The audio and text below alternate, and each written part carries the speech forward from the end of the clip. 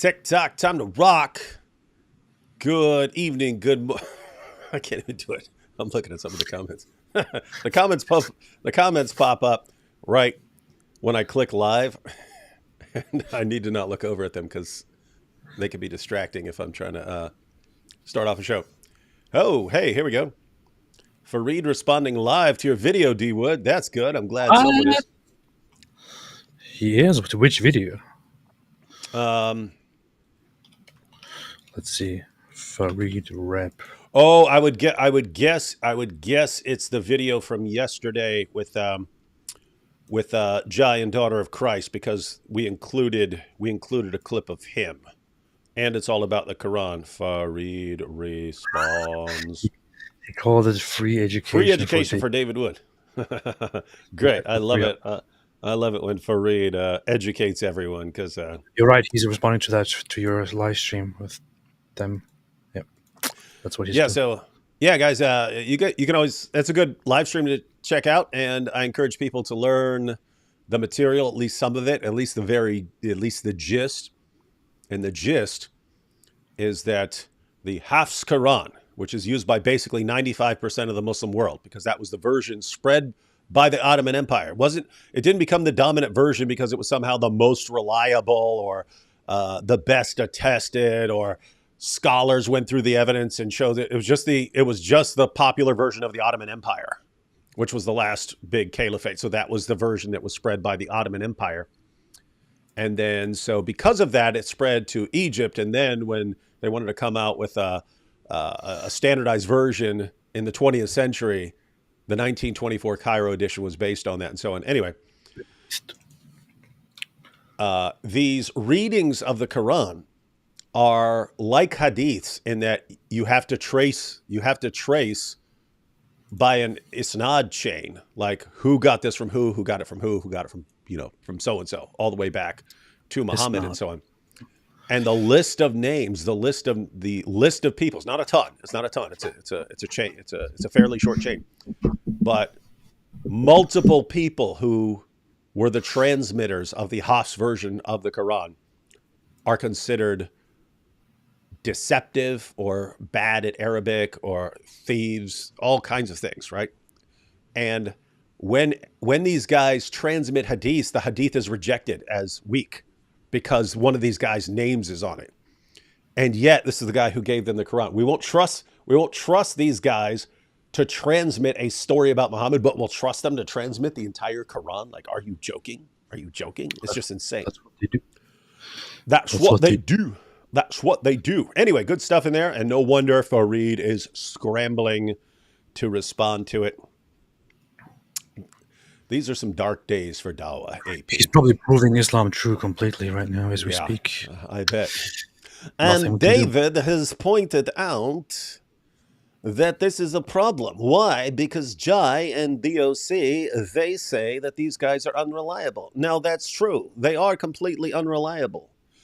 But we still know that the Quran is true, because why? I do not know. I don't actually know. I don't know why these guys trust the Quran anymore. Let me give David an education right here for free, and I am not even going to ask for money.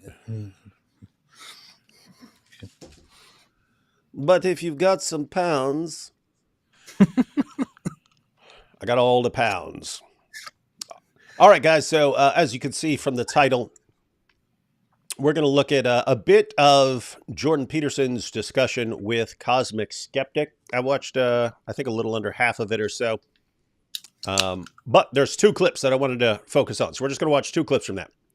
One is their discussion of like the appropriate use of skepticism, because there's a bad version of skepticism, which sadly is all too common. And there's a good form of skepticism, and their discussion on that is actually very good. And then, super interesting, for everyone who's tried to figure out what Peterson means when he says, I believe this and I believe that and stuff. And you're like, what do you mean? Well, it depends on what you mean by believe, and what you mean by is, and what you mean by the. And it's like, oh, do you seriously not know what we mean when we ask you a question and so on? In his defense, he is thinking in a very different way about a lot of issues. And so he brings up the example when he's having a discussion with Cosmic Skeptic. He's like, what's more real, physical things around us or numbers? And that's not an easy thing to answer. It's not an easy thing to answer, right?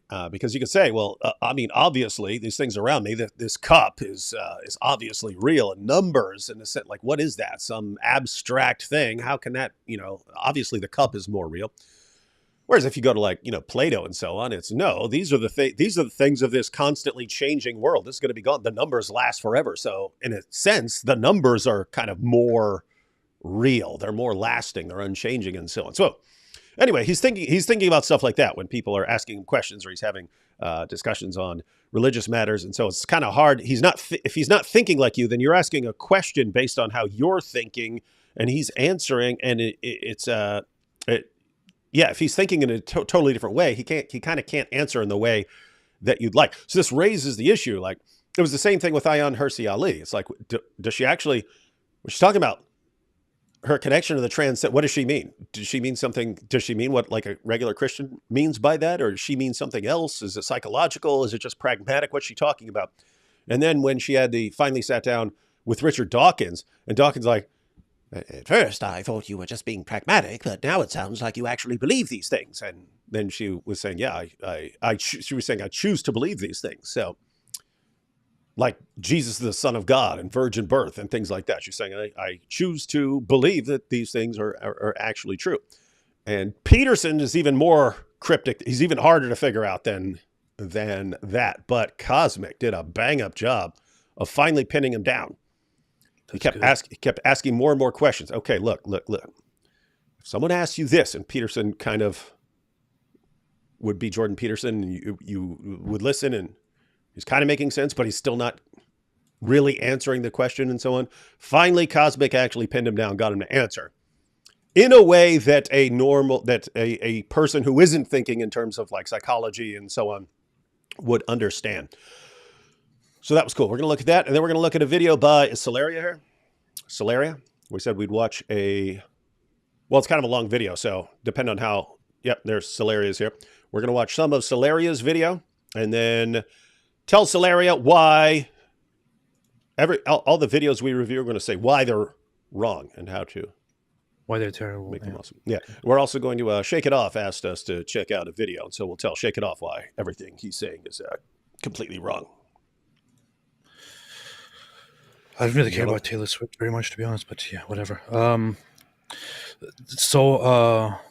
always... Did she have a song called Shake It Off or something? Yeah. Oh. I always thought that Alex is one of the smartest people in terms of one of the most intelligent, most deep thinking people in this whole environment, in terms of religious debates, and in terms of people who describe themselves as atheists. I would say that he's among the younger ones, among the ones who haven't been around for decades. He's the best. I would say. I think I can confidently say he's the best, and so I expect a lot of good stuff to come from him. A lot of very good questions, and don't think I would be disappointed. And it's actually cool because he's talking about how he still seems really young. I mean, he still looks like I don't even know how old he is. Anyone know how old he is? He looks like even now he looks like he's like 18 or 19, but I know he's been around for a while, so he must be older than that. I'm guessing mid-20s, something like that, 24, 25? 12, 13. Yeah, but he's talking about even a few years ago. He starts off his discussion with Jordan Peterson and so on, and they're talking. I don't remember what I included in these clips we're about to see. But he's explaining how even a few years ago, if he were sitting down with Jordan Peterson, he was saying, like, he would have been focused on, like, some gotcha moment where he proves himself right and Jordan Peterson wrong about something for popularity and stuff. And he's pointing out he's not like that anymore. He's not like that anymore. Anyway, they have a cool little discussion on that. Anyway, so that's what we're going to be doing. Take a couple super chats real quick, and then we will jump into some of this discussion between Jordan Peterson and Cosmic Skeptic, Alex O'Connor. And I've got the link for people who want to watch the full discussion. Interesting stuff. Links in the description box. We got Tarun is in the building. Losers, let's get ready to rumble. So this is good. We Oh, get to hear. What are we going to hear about, AP? What are we going to hear about? Make your prediction. Great Karnak. Arun's back. veganism. What are we going to hear about? Veganism. That's exactly what we're Yeah, going to hear about. So I now don't the care about entire discussion. The entire discussion is about to turn to veganism. I don't care about veganism. I don't care. That's pretty based. Bill says Andrew Tate is for people with daddy issues. Jordan Peterson is for people with mommy issues. Why? I I don't don't get know, it. but that's a funny little distinction there. Oh, here we go.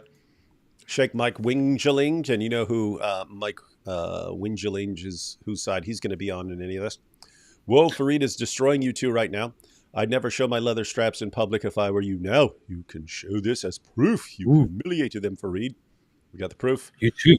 Not me. I wasn't in that video that he's responding to, so he's probably only destroying David right now. Mm-hmm. Humiliating me. Dark days for Dawa. Look at their token sneaker with Duke. Yeah, we should. Isn't that crazy? like, like you're sitting there thinking you're watching these guys get more and more extreme and go more and more overboard and just how much they hate, just how, like anything to hate on Jews. And you're thinking, like, what could they possibly do more? Like, how could they actually get worse? And then you click on a link and they're giving like the Nazi salute and stuff like that. And you're like, oh gosh, what's next? They're going to be with the KKK. And then they are. They're sitting there with a discussion and hanging out with David Duke, former Grand Wizard of the KKK. Isn't and that's so humiliating, isn't it? Like they are actually sitting down with the former leader of the KKK organization, or of much of the KKK in North America, the US, and with the former leader. Yeah, they're sitting down with him, and that guy clearly has ideas of complete segregation, complete being very hostile, extremely opposed to any kind of race mixing, any kind of immigration, and all that. And then you have this Pakistani British guy and this Latin American black guy sitting there collaborating with him just because they dislike Jews so much. Yep. It's like they're humiliating themselves. Humiliating themselves just to stick it to the Jews, which is just so stupid. And just think about this. You got the free Palestine crowd, and they will unite with everyone in the LGBTQ community, even though they want to ultimately exterminate and destroy them. Yeah, They'll unite with Nazis, the KKK, even though they all want to, if not destroy each other, at least completely be separate from each other. Right? If you have a white supremacist, he might not want to exterminate everyone, but he believes, hey, you all have to stay somewhere else. You can't be around our group and so on. And yet, all these guys will just drop all their disagreements and say, hey, what about these Jews? That's like extreme high level of hatred for a group, because people would ask us, oh, you Christian and atheist talking about us? Okay, yeah, that's a bunch of guys who are like want to execute both of us. We're on a death list from these guys. We're all on the same page of that. With the Jews, it's you will unite with people who want to exterminate you against these people because you yeah. don't like them and you think they're controlling the banks or something like that. That's wild stuff, man. It's ridiculous. Absolutely ridiculous. But he also got punched, Sneeko, last night. Oh Apparently, yeah. there was That an dude did a event where they, Superman. That dude did the Superman punch. You see that? Where you jump up in yeah, the air and you come down? yeah, they're now talking about how this guy was insane, and he was uncivilized and not behaved, and he immediately resorted to violence and all that.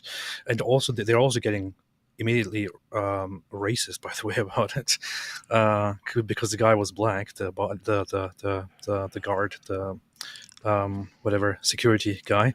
But when you watch the video, what you see is that the security people, they are asking this America First neo-Nazi crowd to leave, and they say, no, we booked this place, and they're like, okay, we don't care, leave.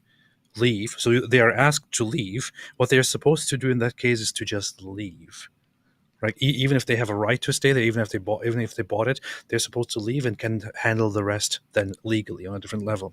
But they start to argue and fight with them and calling them names and yelling at them. And then Sneaker goes apparently to the front and goes very close, jumps up and flips the hat off that security guy. Upon which he then immediately reacts by jumping and Superman punch. I've never. I'm trying to think of.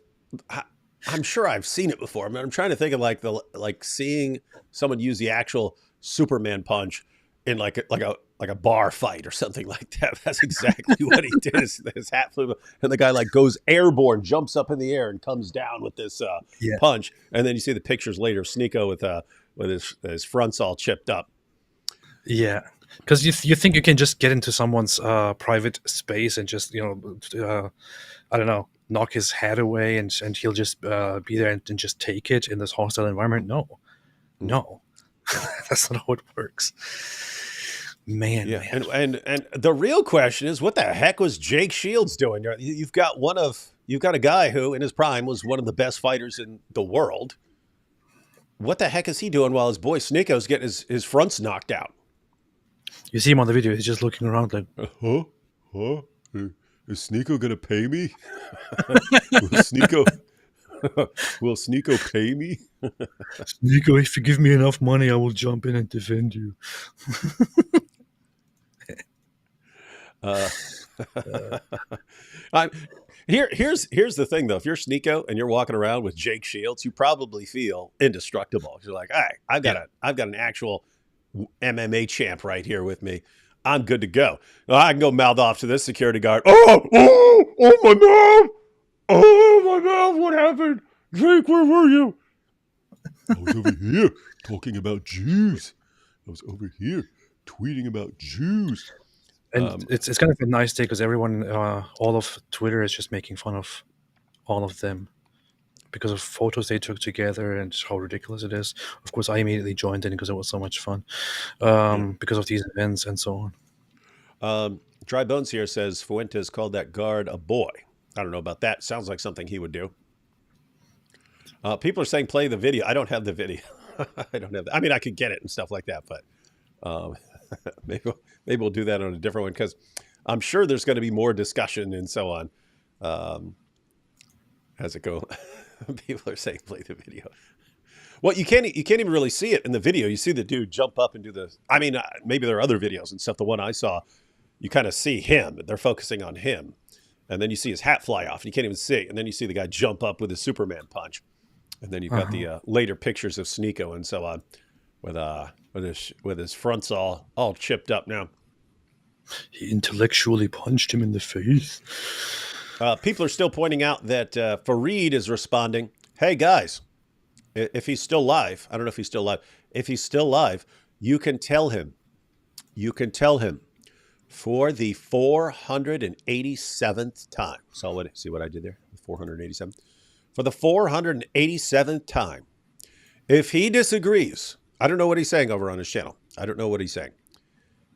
If he disagrees with what Jai and Daughter of Christ were saying about his Quran on my channel, he is welcome to join us live for a discussion to refute us.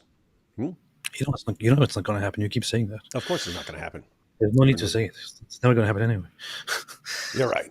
You're right. You're correct. It is never, ever, ever, ever, ever going to happen. Celeria here. Looking forward to seeing how this video goes. I'm watching this with my family today, so you'd best be on your best behavior. We are, but our best behavior is just not terribly good by itself. Did you watch Islam Critique's video? It was fan-freaking-tastic. We watched a little bit of that yesterday, right? Yeah, I saw a little bit of it yesterday. I laughed hard. I need to watch it still. I forgot about it. Finally caught y'all live, fellow West Virginia man here. Finally. Good man. Just wondering what's the best arguments against Mormonism, and will y'all ever go against the LDS heresy like you do Islam? No, I can't speak. Well, I can't speak for AP. I can tell you I will never go after Mormons like I go after the jihadis who want to execute us and subjugate the entire world. You're talking like worlds of difference in terms of threat levels there. What's a Mormon going to do? AP, do you feel threatened by Mormons? No. I understand if you go way back to the beginning, there's some issues right here. Who in the last 50 years has felt somehow threatened by Mormons? I don't know. Maybe it's happened. No, I would. We've got a group that wants to subjugate us and conquer the world and so on. I'm just always gonna prefer talking about them. What do you think, Amy? Tomorrow Heretics is going to publish the interview with me. It's Ooh. scheduled apparently, and what he put on the thumbnail is "It's too late to stop this." It sounds like the mood that I was in Yeah. precisely around that time. Because I did say a little bit. I did say some It's harsh too things late. about how. It's too late for Europe. The thing that we all need to do is get a bunker. Get a bunker, buy a bunker, go buy a piece of land, even a cheap piece of land, and build a big bunker there and start loading it with foods. You can get MREs. In fact, I have used my promo code to get these MREs. I mean, it wasn't even that bad. What I said actually, what I said there was just that that it's too late to stop certain, you know, certain chaos on a political scale from happening. Most likely, but of course, that there is still a way to always counter things. But yeah, Mormon issue. I would say Mormon issue is. I don't think it's a big deal ever. To me, honestly, if you want to consider it problematic on a spiritual and theological level, that doesn't really concern me. That would be a different deal. Otherwise, I don't know. Yeah. You've Very little got people. you have people in apologetics who focus on cults and so on, and you have people who are former Mormons who are interested in Mormonism and so on. But yeah, we've got a lot of other things to deal with. From the Jedi to the Sith, Palpatine will be free. Why do you guys insist on eating meat? Because it's yummy. Did Mimi Hijab get banned? YouTube Hatun done a video on it. I saw the title. I didn't see what she was talking about in the video, but when I saw it in a title, I went and checked Hijab's channel. His channel's still up, so he's officially still on YouTube. I don't know what's going on behind the scenes if he's dealing with strikes or something, but yeah, so I don't know what she's talking about. I'll check it out later, but I don't know right now. Thanks for all you do. Please accept this Jazia payment. What is Jazia? It'll be my last contribution for a while. Love what you and AP do. I still don't know what Jazia is. Thank you. Appreciate it. Thank you. J-Bug says, y'all vegans are cruel. You eat all the animals' food supply so they starve to death. I eat the animals so they don't have to suffer. I eat the animals so they don't have to suffer. That's a good point. Yep. He puts them out of their misery. Yep.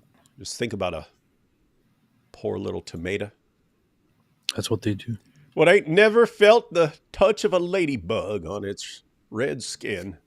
Plucked in the prime of life by Tarun the vegan.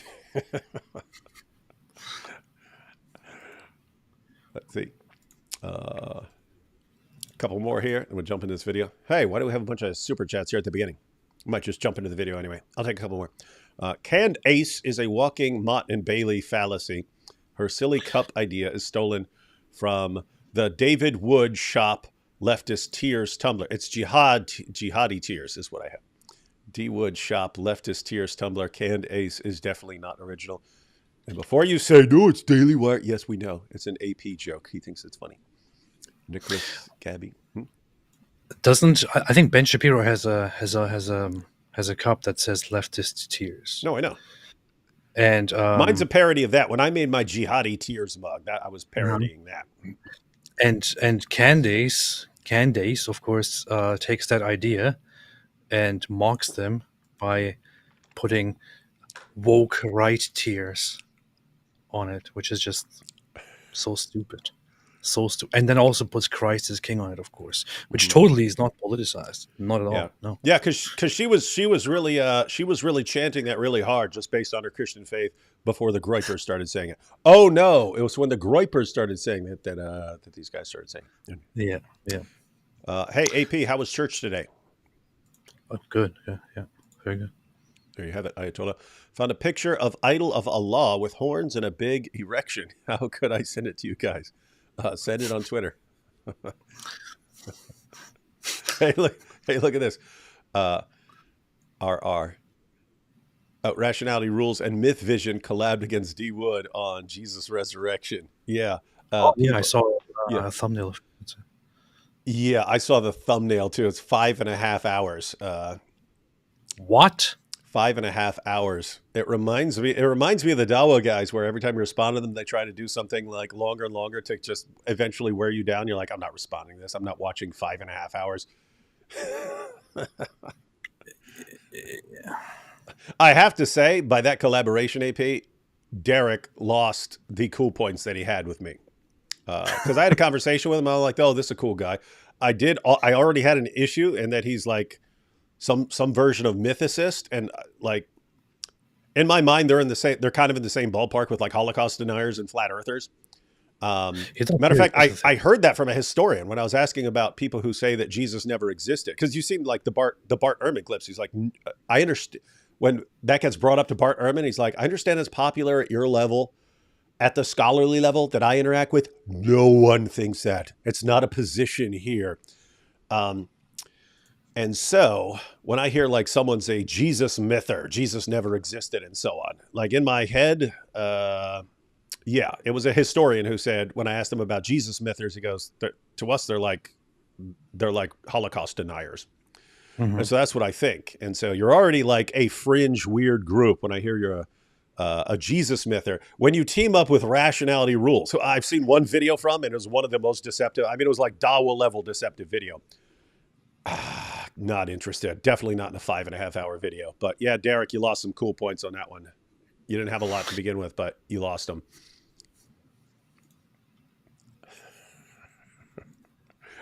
AP doesn't want to offend his buddies. No, it's weird that Christians and atheists are fighting like this. Yeah, it is. Why are they like this? No, I know. Terrible. I know exactly why it is. The new atheism is dying from within, like Dawa, ladies and gentlemen. And like the Da'is, they're scrambling to get attention as they go into panic mode. That's not what you do, guys. That's not what you do. You atheists out there. You don't need to like scramble to retain the glory days of 10 years ago when you had all these guys on your side. Just adapt. It's a new world. It's a new world. Things have changed. You could get along now. You don't have to be so hostile and aggressive and owning everyone and so on. David's lovely. AP should become lovely. Alhamdulillah, inshallah. That's We'll see after watching the video what's going to happen. Let's see.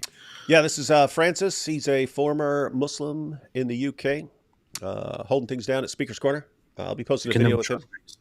Yeah. All right. Oh, dang. No, I'm not going to be able to catch up on these super chats right now. All right, so read this one, and then we're going to jump into a video. If you would be so kind, Daily Wire, after this JBP video review, would you play a 449-minute video? Comedian Tyler Fisher, Jordan Peterson goes woke super funny. No, I won't. No. If you wanted us to cover it at a different time, but no, guys. I download. AP just pulls up videos and plays them. I download them, sort of crop them, adjust the audio levels and stuff like that because sometimes they're too quiet and stuff like that. So that's how I do it. So I don't like just playing. I can, but I don't. I know we've got plenty of videos here. We've got plenty of videos to be watching. If you want to check out something at a different time, let me know. Send it to me. What are you complaining about, AP? Because I'm based. That's why I play everything. That is. It's pretty based. All right, let's check out a little of this. So this is after the intros. Just to tell you what happens right before this. Let's just jump in. We've talked a lot. I'm just telling them. Peterson asks Cosmic about his name, how he came up with, because the clip's not going to completely make sense at the beginning. he asks him about his name, Cosmic Skeptic, and Cosmic Skeptic talks about how he came up with his name, Cosmic Skeptic, and so on. And then they talk about how, you got this idea of like cosmic and, these big things going on, big ideas and stuff like that you're examining, but also skeptic, and you want to be careful and stuff. So those two kind of forces at work, and that leads right into this discussion on skepticism. Here we go. It's based. The problem with being concerned with a vast plethora of ideas is that many ideas are misleading and wrong. And so you have to learn how to combine that openness and curiosity with the capacity to separate the wheat from the chaff. Yeah. And that's the utility of skepticism. I mean, it can degenerate into a kind of argumentative nihilism. That's the downside. But properly applied, it separates the wheat from the chaff, right? And the purpose of that is to keep the wheat. Well, skepticism can only ever be essentially destructive because you're being skeptical of something. Somebody's putting something forward and you're sort of responding to that with skepticism. And so for a lot of people, if skepticism is the thing that you do, then you sort of end up chipping away and ending up with nothing, whereas skepticism is really supposed to be a tool that you use. It is destructive, but in the way that you might sort of carve a piece of marble. Yeah, right. You're intending. Y'all getting that? That's very, very. I love it when somebody directly and honestly, unafraid, just admits the negative aspect of it, because it is not actually negative. It is here in this case the positive. But calling it destructive, for example, would sound a little bit scary on the surface, but that's exactly what it's meant to do, in a good way. And I actually want to play that again. They're making such a simple point, but it's a very, very important point. I mean, we were just talking about like rationality rules, and Derek from the Jesus mythers. Those are guys who are same thing with like Holocaust deniers, right? That's where keep in mind, you can deny anything you want. If I don't want to believe that if the apostate prophet is with me in a live stream, I can be very skeptical. Maybe this is an AI generated image of AP. Maybe aliens are tricking me into believing that AP is here. You can always come up with explanations. You can come up with explanations if you want to dial up your skepticism and so on. That's not the point of skepticism, right? That's not the point. It's not, oh, I don't like Jesus, so let me just be really skeptical and say he never existed. Okay, now you're being a freaking moron. Oh, I don't like Jews, so I'll say the Holocaust never occurred. Okay, now you're not using skepticism in a healthy way. You're just using it to do away mentally with things that you don't like. So these guys bring it up. And I actually like the image that Cosmic gives. He says it's like a tool. Like a tool that you're using on a piece of marble to get the actual sculpture. It's a tool to use. It's not the end. It's not supposed to be the end. It's a tool you use to get somewhere, not just something you use to destroy any idea that's presented to you. Anyway, I'm going to play it again. Pay attention. Not to be confused with Skeptic, which is Daniel Kikic. What's that? Oh, the Muslim skeptic? Skeptic. Oh. The Muslim skeptic. I'm skeptical of anything. I'm skeptical of women having an education. That's the Muslim skeptic. That's Daniel Hakikachu. And you saw that, AP. You shared that. Daniel cheering on Afghanistan for not letting girls go to school anymore. They're doing a great job. Disgusting. Can't say we didn't warn them. All right, back to Jordan here. Watch this clip again, guys. If you don't pay attention to anything else, learn this part. This is important about skepticism for all you skeptics out there. There's a healthy skepticism that's used as a tool, and there's a weaponized skepticism that you just use to attack any position that you don't like, not to get to the truth, not to find out if anything is true, just to make yourself feel good and feel like you're scoring points on people and so on. The problem with being concerned with a vast plethora of ideas is that many ideas are misleading and wrong. And so you have to learn how to combine that openness and curiosity with the capacity to separate the wheat from the chaff. Yeah. And that's the utility of skepticism. I mean, it can degenerate into a kind of argumentative nihilism. That's the downside. But properly applied, it separates the wheat from the chaff, right? And the purpose of that is to keep the wheat. Well, skepticism can only ever be essentially. Get that? And they each use an image. So Jordan Peterson's image is skepticism is a tool for separating wheat from chaff. So you're winnowing wheat. You want the wheat. You don't want the chaff. So you use a tool to do that. And then, of course, Cosmic's example, again, is the image of using a tool to chip away at marble until you get the sculpture you want. Destructive because you're being skeptical of something. Somebody's putting something forward and you're sort of responding to that with skepticism.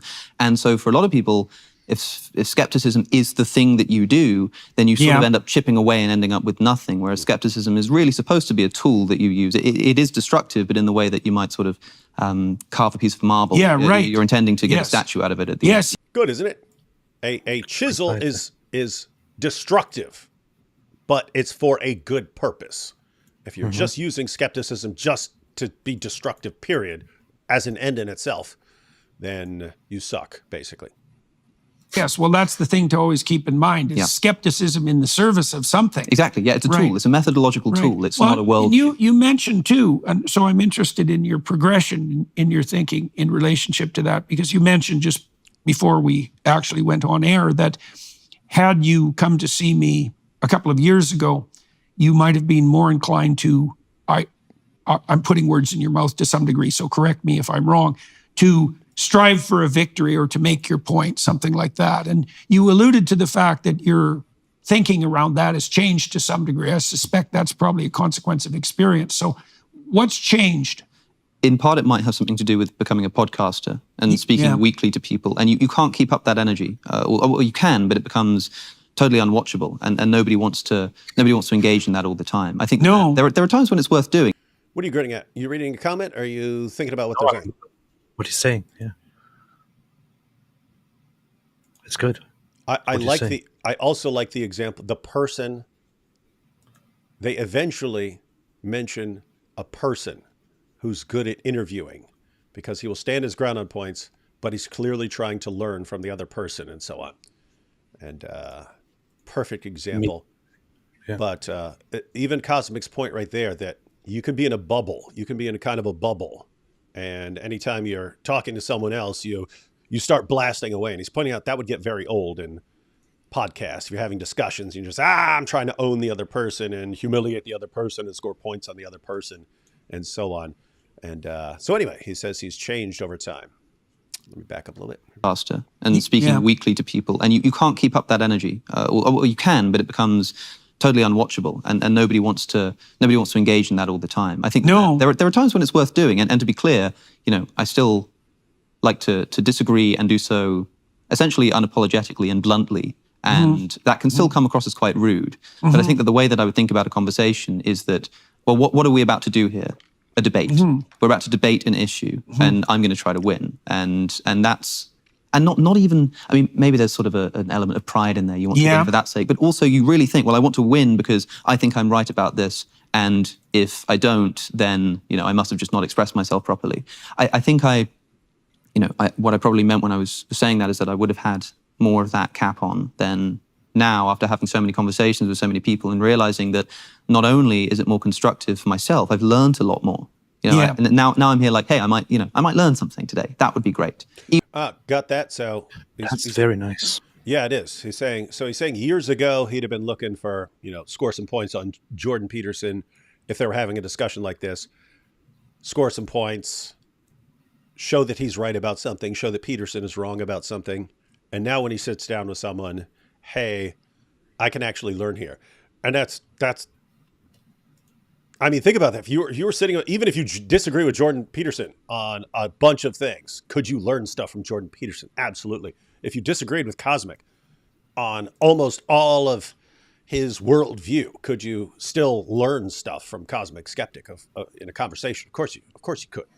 So why is it always like scoring points on the other guy and humiliating the other guy and so on? And I like how they point that there may be situations where you want to do that. If you were sitting down with Jake Shields or something like that, or when you're talking to Daniel Hakikachu or something, it's like, yes, please just like crush this guy on this point or something like that. You're not trying to, oh, what great idea does Daniel have that we could all learn from or something like that. I mean, in all honesty, when I had my first conversation with Daniel Kikichu, I actually, due to my lack of experience in debating these people, actually went into it with the aim of genuinely trying to understand each other and possibly change minds and things like that. Later on, I understood that that I was too naive in thinking of people as much better than they actually are, especially of people like him. Then I dropped that. But yes, if we're not talking about people like that, with such people as decent as these guys, for example, there's always a chance to learn something. Unfortunately, it's not always universal.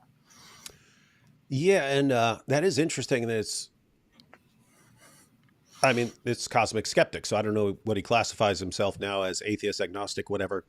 But there are Muslims you could sit down with and have and be thinking, hey, I want to have an interesting conversation with this guy, and not even be thinking about owning the guy or scoring points, but like, hey, I'd like to know more about why this guy thinks that Islam is true or what he's seeing here that I'm missing.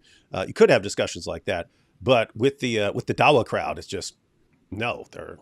They're horrible people that you don't want. Like, what could you possibly learn from them? But I have to say, there are also atheists like that.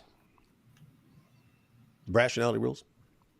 Like, what could I possibly? Am I going to learn about your deck, your Logic the Gathering deck? Oh, please tell me more about your Logic the Gathering deck. That's your bias speaking. No, yeah. So he might have some bad views or approaches, but the guy is a decent guy on a personal level. What could that guy say that I could not? If there was something he knew that would be worth learning, wouldn't it be? What would he know that I couldn't learn from someone else? I could get the Logic the Gathering deck somewhere else. There's always something. I mean, I think that Candace Owens is a complete idiot, but I could learn something from her. Maybe there is a chance. I don't know. Yeah, and I'm sure there are plenty of Christians out there that people wouldn't want to sit down with and be thinking, oh, I could learn something from this Christian. So it seems to be like personality based, like people who have the sort of personality where you can sit down and have a nice conversation with and possibly be learning things, and people who don't. If I just learn something about what your worldview is, but also people listening just unanimously say that they prefer it. It's a much... Well, the skepticism. So let me back up, because he was saying that you had the old approach where if he were sitting down with someone, he would have been blasting, and he said you can't keep up that energy, talking about like that attack energy and so on. And he's saying so he has a different way of doing things now and thinks that he's learned something. And he's saying people prefer that. People who are watching prefer that. So let me back that up a little bit. Worldview is, but also people listening just unanimously say that they prefer it. It's a much... Well, the skepticism. So one of the things you learn as a therapist, for example, is that being right is not very helpful, especially when you're trying to help someone. Because speak for yourself. Whether you as the therapist is right has very little to do with the positive outcome for them. You still want to maintain the skepticism. And one of the ways of doing that in the manner that's helpful is that, like, if I'm talking to you and you say something I don't understand, that's the right place to be skeptical, because if I don't understand what you said, well, it might be my ignorance, but it also might be like lack of clarity and pointedness on your part. And so one of the advantages of disagreeing with someone is to point out to them in a positive way where they're lost in the fog. Because if you're sufficiently lost in the fog, you tend to run into sharp objects, and that's not very pleasant. So, but the skepticism, and this is obviously what you alluded to, I would say, as a consequence of learning from the podcast, is the skepticism should be in service of rectifying your ignorance rather than in service of making your point or winning the argument.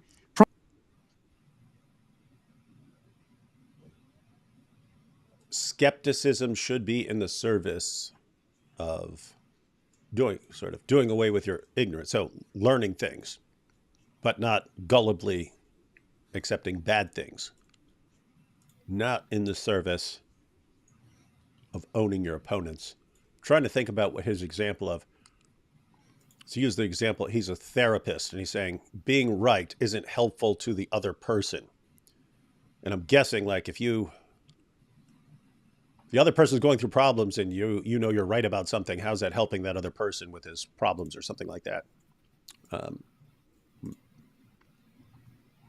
With winning a bloody argument is that the victory can seduce you into thinking that you were correct, and you're never sufficiently correct, right?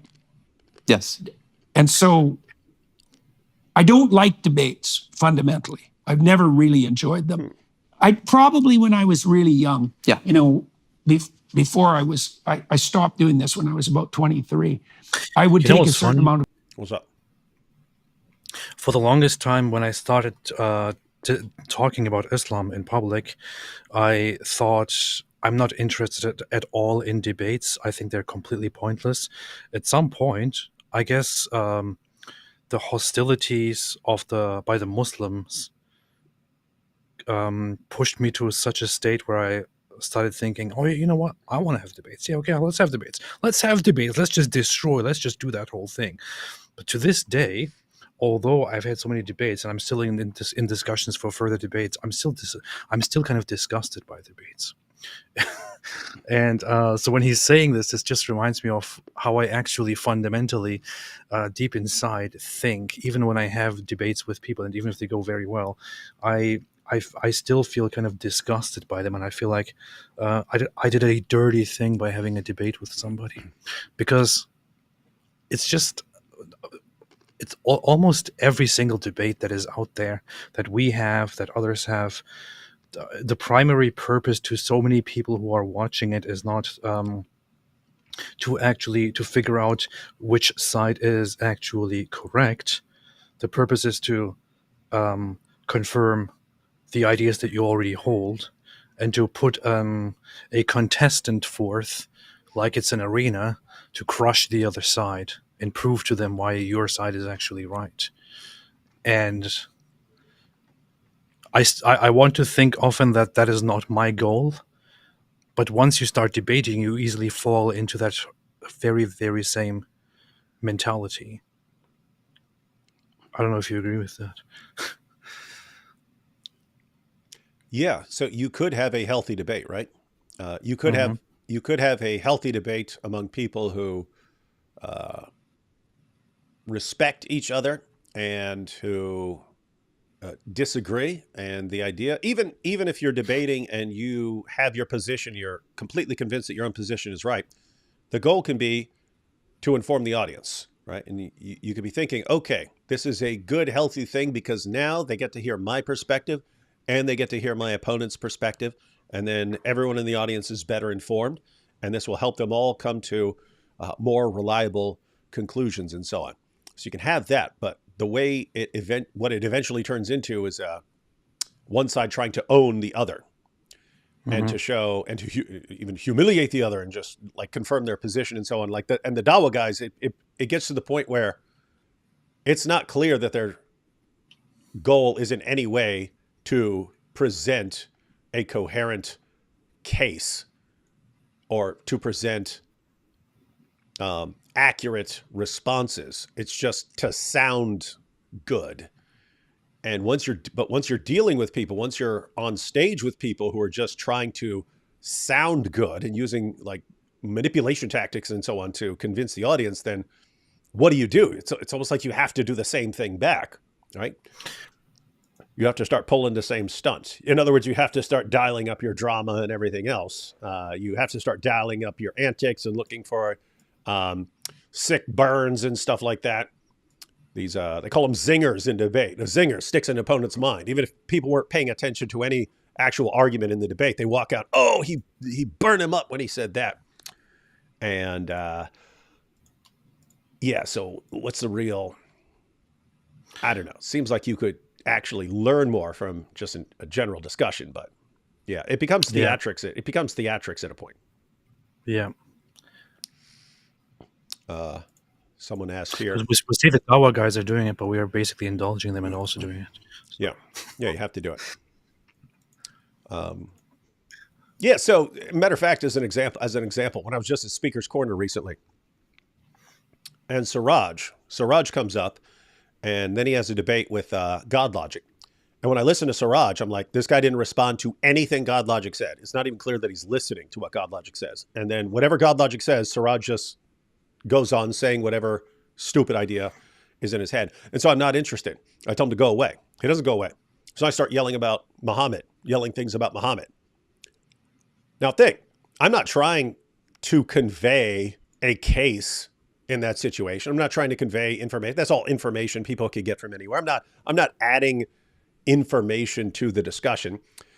It's something completely different going on. In that situation, it's just you're trying to thump your chest and act like you control. You're going to act like you control us, right? Like you have to do this, or I'm going to say you're scared or something like that.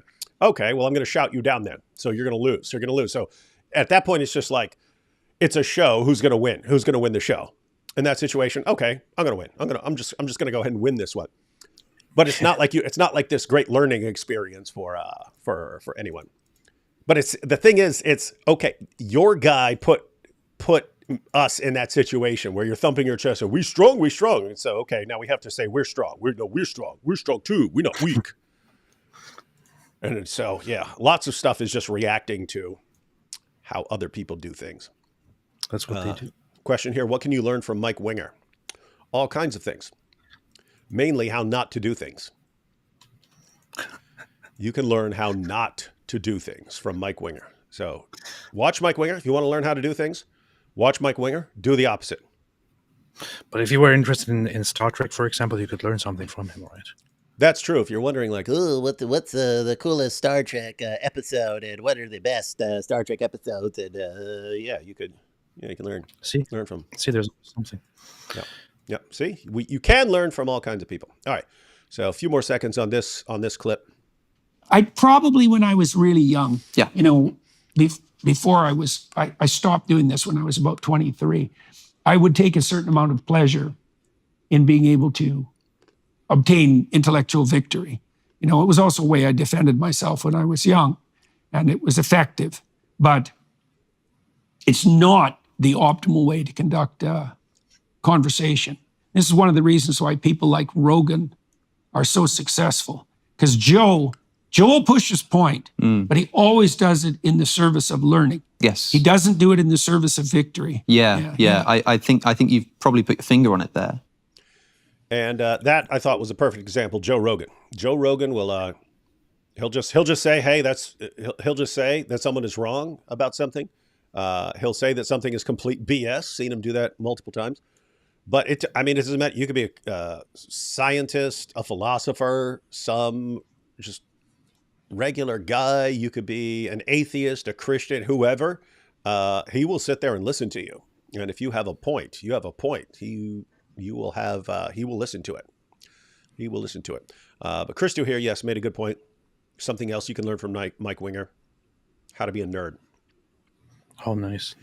Yeah, if you're wondering, because I don't know if every culture has nerds, but there may be cultures out there that don't have nerds or something like that. And if you're wondering what we mean, watch Mike Winger. But I was going to give an example from Joe Rogan. Of what? But then I realized I'm going to talk about Candace Owens again. What's wrong with you, man? But one of the most memorable things to me about Joe Rogan was that there was this episode where he had Candace Owens. I think he only had her once on, and he basically started making fun of her to her face. For what? Because of her ignorance and her dumb logic on things. So It's quite wild. Hey, we might need to watch that someday. I'll show you. To see it. A couple super chats, and then we're going to watch another clip where again, there's a long discussion that leads up to it where Cosmic is trying to pin him down. And he goes through all kinds of examples. We're not going to watch all those, but the link is in the description box to anyone who wants to check it out afterwards. But it's a long clip. But he's asking them, like, okay, you say you believe that in Genesis chapter 1, the Spirit of God's hovering over the water. What do you mean by that? What do you mean? mean, there are actual waters and the spirits hovering and stuff like that. And so he's asking about that. And then like asking about the Exodus. Like, you believe in the Exodus, but it's like, it's this psychological thing about escaping bondage and going through the desert and so on. And so it's this thing that's constantly happening. It's this experience that human beings have.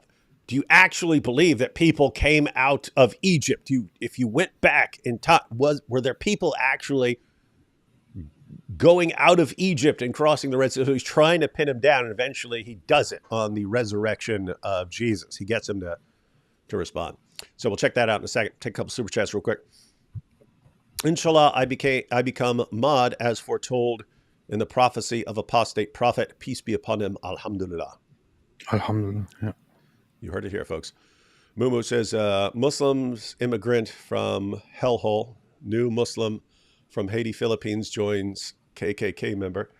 Yes, it's definitely about the oppressed Palestinians. And it's all about Zionists. It's all about Zionists. That's why you're going to... that's why you're hanging out with the KKK. Play the video Mojo Hijab being confronted by an old man. What do you mean confronted? In a discussion? Or is it when he got is it when he got punched in the face?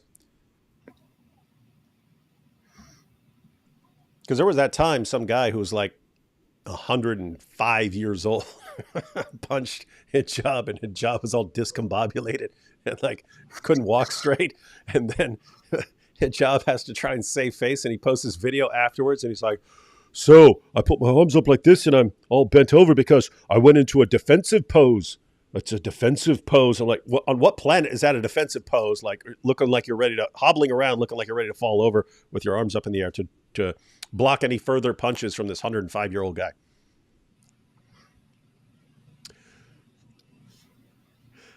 Would YouTube allow me putting a rat in a sock, change sock off screen, then swing it around while screaming Allahu snack bar because it drank the wrong milk? Swear it's for science. I'd go to Rumble with that one. Or Twitter. Yeah, because it can be taken seriously as if you were doing it and might be offensive. I thought years ago, I lived in the Bronx. It was on the subway. Tons of rats all over the place. I mean, you're sitting there, like some of the rats, they don't even care. They're sitting there, they'll walk right around your feet and stuff like that. They're not even scared. But anyway, I thought about putting on like some sort of mask and getting a spiked bat. Just starting off the video, we've got a problem in this city, and I'm here to clean it up. Just going around bashing rats and stuff like that to clean up the city. But yeah, I didn't know. That was before Rumble. And I was thinking, oh, I'll make a YouTube channel where I'm going around bashing rats. And I was thinking they'd probably ban me for that. But anyway. Sounds like a good idea, actually. It would. So yeah, I'd go with Rumble on that. Or Twitter. I watched your interview with the Goofy Sufi. Why would pro-Muhammad people have invented the story of Muhammad marrying a child? Who's the Goofy Sufi? That sounds very offensive. Are they talking about our buddy? Probably. What's his name name again? Why would Man, my brain is fried, man. I'm trying to remember any names right now. I can't. Something with H, isn't it? Yeah. Oh my goodness. I can't believe I had a debate with him. And then I had him on the show. I don't remember. Is it Hussein? I thought it's Hussein something. I don't know. No, it's Isa. Isa Kabir. Yeah. There we go. Isa. Gosh. No, I had there was a Hussein too. I don't think I debated. Did I debate Hussein? I don't think I did. Someone else debated Hussein. He was also, they were both guys that debated down in Texas at different times.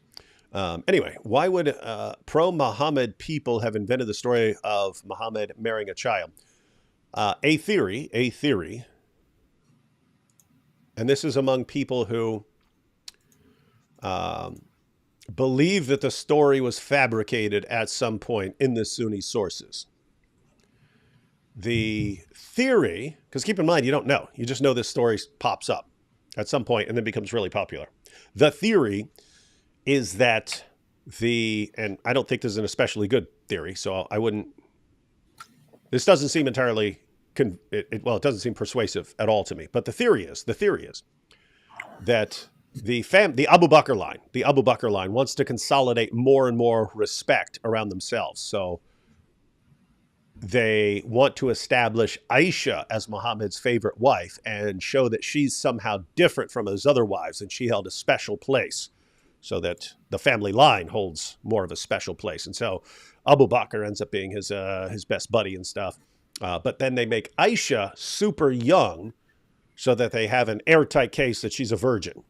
And therefore, she's different from all of Muhammad's other wives. So that doesn't seem like a very persuasive, it doesn't seem convincing that that's a reason to make up the story about her being a 9-year-old girl. Can't say it's not happening because you're dealing with sources from long after the events. So people can make up stuff, and people were making up stuff. Doesn't seem like that's a great reason to make up the story. No, you can believe it, but Muslims would never make up things, I would say. Oh, look, finally, happy Father's Day to both of you. Thank you. Someone said it. Whatever that means. No one else cares about father. If we were women, and it was Mother's Day, people would have been saying it left and right. But no, we're fathers. See? Persecution of men. Don't forget about me. I posted a Halal Bucks with Ahmed video today, just saying. Yeah, we won't get that today, but I still need to watch your video. I still need to watch that. I put your other video on the list. I will still have to watch that. Yeah. Yeah. And this might be a thing where at the end of, after we go through certain topics and stuff, later in the show, maybe we go through some people's videos and stuff. So send us your recommendations, or if you have videos on your own channel that you want to check us out, you want us to check out, send us those. Love you, AP and Brother Dawood. Peace be upon thee. AP wants to deport all Turks. That's true. He tells me that all the time. Yeah. Been saying that forever. Yeah. Oh, wait a minute. Hatun's video is talking about a video of hers being removed, which featured an excerpt of Muhammad Hijab. So she's not talking about his channel being taken down. Sounds like she's saying she had a video which included a clip of something Muhammad Hijab said, and maybe YouTube. Yeah, we're just gonna have to check out Hatun's video afterwards. But this, based on what Nate's saying here, sounds like she posted a video with hijab, and then YouTube takes it down and say, hey, this video contains hate speech because of what Muhammad Hijab said. It's pretty crazy. That would be pretty crazy, right? If they take down our videos, you have a clip of Ali Dawa saying that he's gonna be watching as apostates are executed. You can't have that. It's like, wait, what? You're taking us down for responding to it? But it's okay for him to say. Dumb happened to me recently, which is kind of comparable to that. The IDF published a video of Hamas taking women hostage and mistreating them, and I uploaded it on the channel to publish it, to show people what's up, and YouTube immediately took it down and I think the justification was that it possibly promotes or glorifies violent terrorism or something like that. And I saw that and I thought, oh, okay, yeah, I have to now appeal. But then I didn't have the will to appeal, so I just took it down and thought, whatever. Yeah, that's one of the reasons my most banned stuff of all time were episodes of Islamicize Me, where we constantly, the accusation was constantly glorifying a criminal organization. Like, I had to respond over, I'm making fun of one. I'm not glorifying it. We're making fun of it. Oh, gosh, YouTube. Their system is pretty stupid. Pretty stupid. We might have to, if Hatun got a video ban because of playing a clip of Muhammad Hijab, we'll have to watch that. If it's something we can help with by getting the attention of Team YouTube and saying, hey, you guys, responding to something is not the same as engaging in hate speech. Ever listen to Orthodox chants? They're beautiful. Yeah, they're pretty based. I've heard Gregorian chants. I've heard a bunch of chants. We heard some when we were in the Church of the Holy Sepulchre and stuff like that. I'm not sure if those are Orthodox or not. So I'd have to send me a link. Yes, they were. Someone send me a link to the best Orthodox chants you are aware of. Ooh, what if people say I need intro music in my videos. What if I use some dope Orthodox chants put to a sick beat? You ever heard Enigma? You ever heard the Enigma band from the Yes, from the 90s? It was a music project. Yeah. What are some of their? I haven't listened to They them took in a like long those time. Gregorian chants and put them to a beat, and it was pretty awesome. God, there was some really good ones. Now I'm thinking of it again. I remember Don Juan. Do, do, do, boo, boo, boo, boo. I just remember that. Remember that? I think so. Do, do, Return to Innocent. do, do, do. I forgot about that. Judaism and Christianity, sacrifice-based pleasures for a true communion with God, transcendence. Islam, be a slave to Allah for base pleasures, earthly paradise, virgins. Yep. Hetero, That's male pedo action, yeah. Spending an eternity deflowering virgins. what they do. That's what they do. I DM'd it on Twitter to Mrs. Apostate and AP. There you have it. That's what they do. Just read the books of Ezra and Nehemiah. My favorite part was when they bowed down and worshipped Ezra as God. Yeah. Be careful. Be careful reading the book of Ezra, everyone, or you might start calling Ezra the son of God and worshiping him. A Pakistani chopped off a camel's leg on live chat. Video went viral. Thank God India sent prosthetic leg for the poor camel. This is Islam chop off. Chopped off a camel's leg? What? Hey, here you go. If only rationality rules and myth vision were more like Alex O'Connor. Yes, everyone could be. That's a situation. It's what we're talking about, where you can learn from even people you disagree with. Everyone in this time could learn a little bit from Me. Alex O'Connor and AP. Yeah. Why does Jordan always dress like the Riddler? I kind of actually people say they're confused and find his jackets that are specially designed for him weird. I kind of think they look interesting. They look cool, honestly. But you have been saying that myth vision is a Jesus mythicist. I don't think that's true. I don't know. I mean, I'm trying to think. I'm not positive, but I heard they've been doing stuff with Richard Carrier, who's definitely a Jesus myther. And when I was talking to him, he's talking about all these shows he did with Bob Price, who then went off the deep end. But he's also very close Bob Price is a Jesus myther. He also works with... if he's not a Jesus myther, what's he doing with all the Jesus mythers? That's the question. But he also works very Guilt by association, AP. Wait, go ahead. Sorry. He also works with Bart Ehrman a lot, and I think he trusts and likes him more than all the others. And Bart Ehrman is strictly against Jesus myther. Hey, does anyone know? Because apart from the little interaction we had, and then some clip I saw of him at some point where he didn't understand the moral argument, I've never seen anything by him that I recall. Anyone know if Derek from Myth Vision is a Jesus myther? In other words, does he believe that there is a historical Jesus? There was a person there who, obviously, if you're an atheist, you don't believe he, rose from the dead and died for sins and all that stuff. But does he believe there was an actual person, Jesus of Nazareth, who walked the shores of the Sea of Galilee and then was eventually crucified? Does he believe that, or he believes it was somehow made up? Because there are people like Richard Carrier and so on who believe that it was all made up. I just messaged him and asked him, and he immediately responded and said no. So I said, "Are you a myther?" I said, "Are you a Jesus myther?" He said no. Okay, I was wrong. There are people who, again, it'd be like someone hanging out with a bunch of Holocaust deniers, and I would just kind of assume, okay, you're blasting away, and so you're blasting away at Jews and hanging out with Holocaust deniers, so you're probably a Holocaust denier, and then finding out, no, this person's not a Holocaust denier. He just hangs out with them and gets info from them. All right, we've got that cleared up, ladies and gentlemen. You see that? Yeah. And you can all learn from that. See how I changed my position in light of additional information. Came to a conclusion.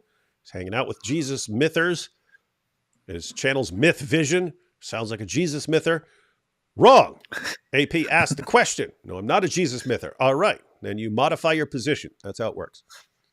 Alhamdulillah. See? And he even got back within like less than a minute. That's Yeah, amazing. so that's powerful. Powerful AP, stuff. live stream about Mahdi and 1979 Mecca siege. I made a video about the Mahdi, but the connection to the 1979 Mecca siege, I never did anything about the Mecca siege itself. I only talked about it here and there occasionally. I would have to refresh my knowledge and look into it and analyze it and learn more about it to talk about it. I wouldn't say that informed on the issue. Didn't I do a show with Brother Rashid where we talked about the Mahdi? I think we did. You guys can check. You guys can check over on Act 17 Polemics. Graves here says Derek used to be one when he started AP. Oh, okay. Then went to agnostic, meaning that I'm guessing agnostic on the issue of whether there was a historical Jesus. Then went to historicist, so believing. So this would be like someone who starts off as a Holocaust denier, then comes to believe that, well, there may have been a Holocaust. I don't know. To then believing that the Holocaust occurred. So I guess that's progress for the little bit of you've been humiliated by Derek Misvision. The little bit of progress that's possible in the mind of an atheist. You've been humiliated, just admit it. Sheikh Mike Wingelinge says, what? Debating without humiliating and destroying your opponent? This cosmic Skeptic is even more of a weakling than AP. He needs a Muslim pen pal. Yeah, that makes sense. I seriously would. I don't know if he's... I haven't... We know you would. Usually the only time I'm watching Jordan Peterson is if it's some issue that pops up and we're going to talk about it. And so I'll watch it and then we'll go through it and so on. So I'm not familiar with him beyond that. But I would, if he hasn't already, I would like to hear his latest thoughts on his pen pal theory. You know what I mean? I'd like, hey, remember you're talking about, hey, get a pen pal. You still think that's a good path forward? You still think that's a good idea? I don't know if he's talked about that at some point and said, okay, maybe I need to look at this a little more, or if he still thinks it's a good idea. Since October 7th, he has been very, he has been very supportive of Israel and very critical of Islamic terrorism and of Hamas and everything related. And the Muslims have been relentless in their hate and attacks against him. As a result of that,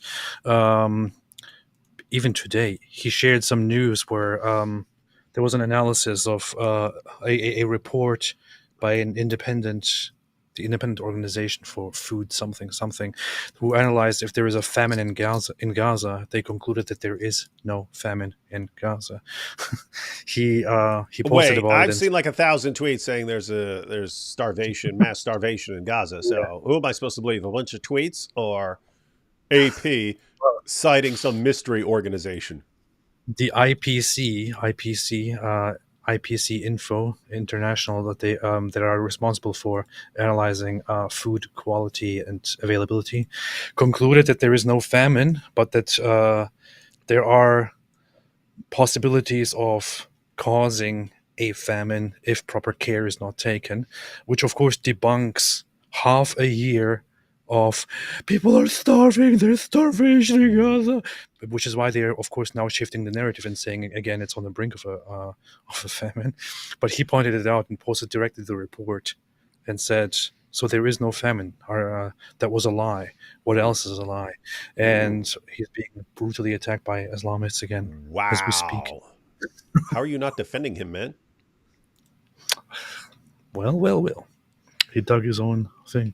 That was a lie.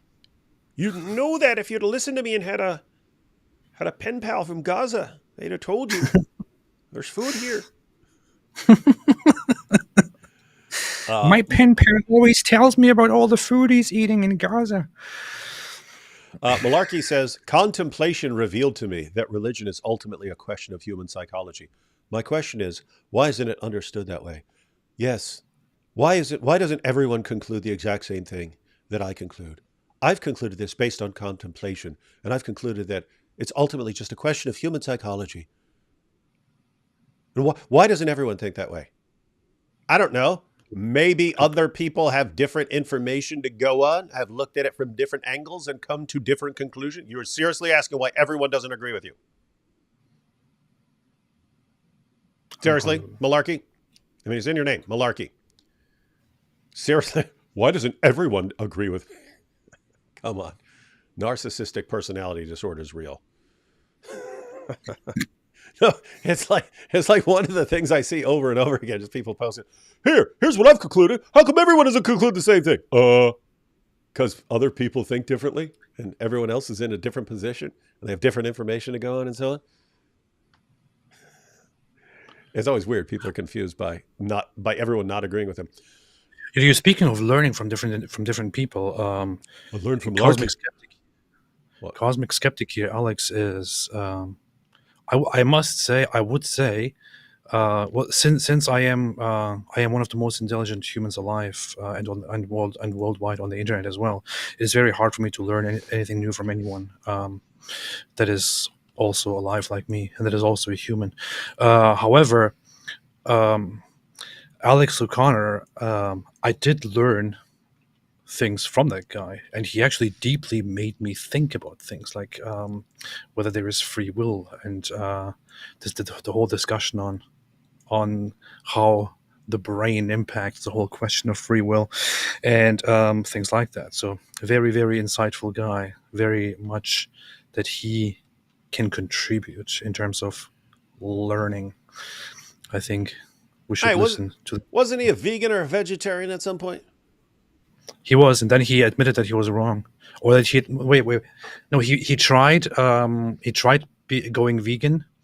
Then he announced at some point, he said, I didn't want to do this and I feel a little bit ashamed about it, but I have been eating meat, I think he said. So he stopped because he figured out that it doesn't really work. I'm not sure where he is on that right now, if he thinks that he personally can't do it or if he thinks it was all together just a vain effort. I don't know. I don't want to speak for him. But yeah, he tried it. Just Maybe like Taj. Yeah.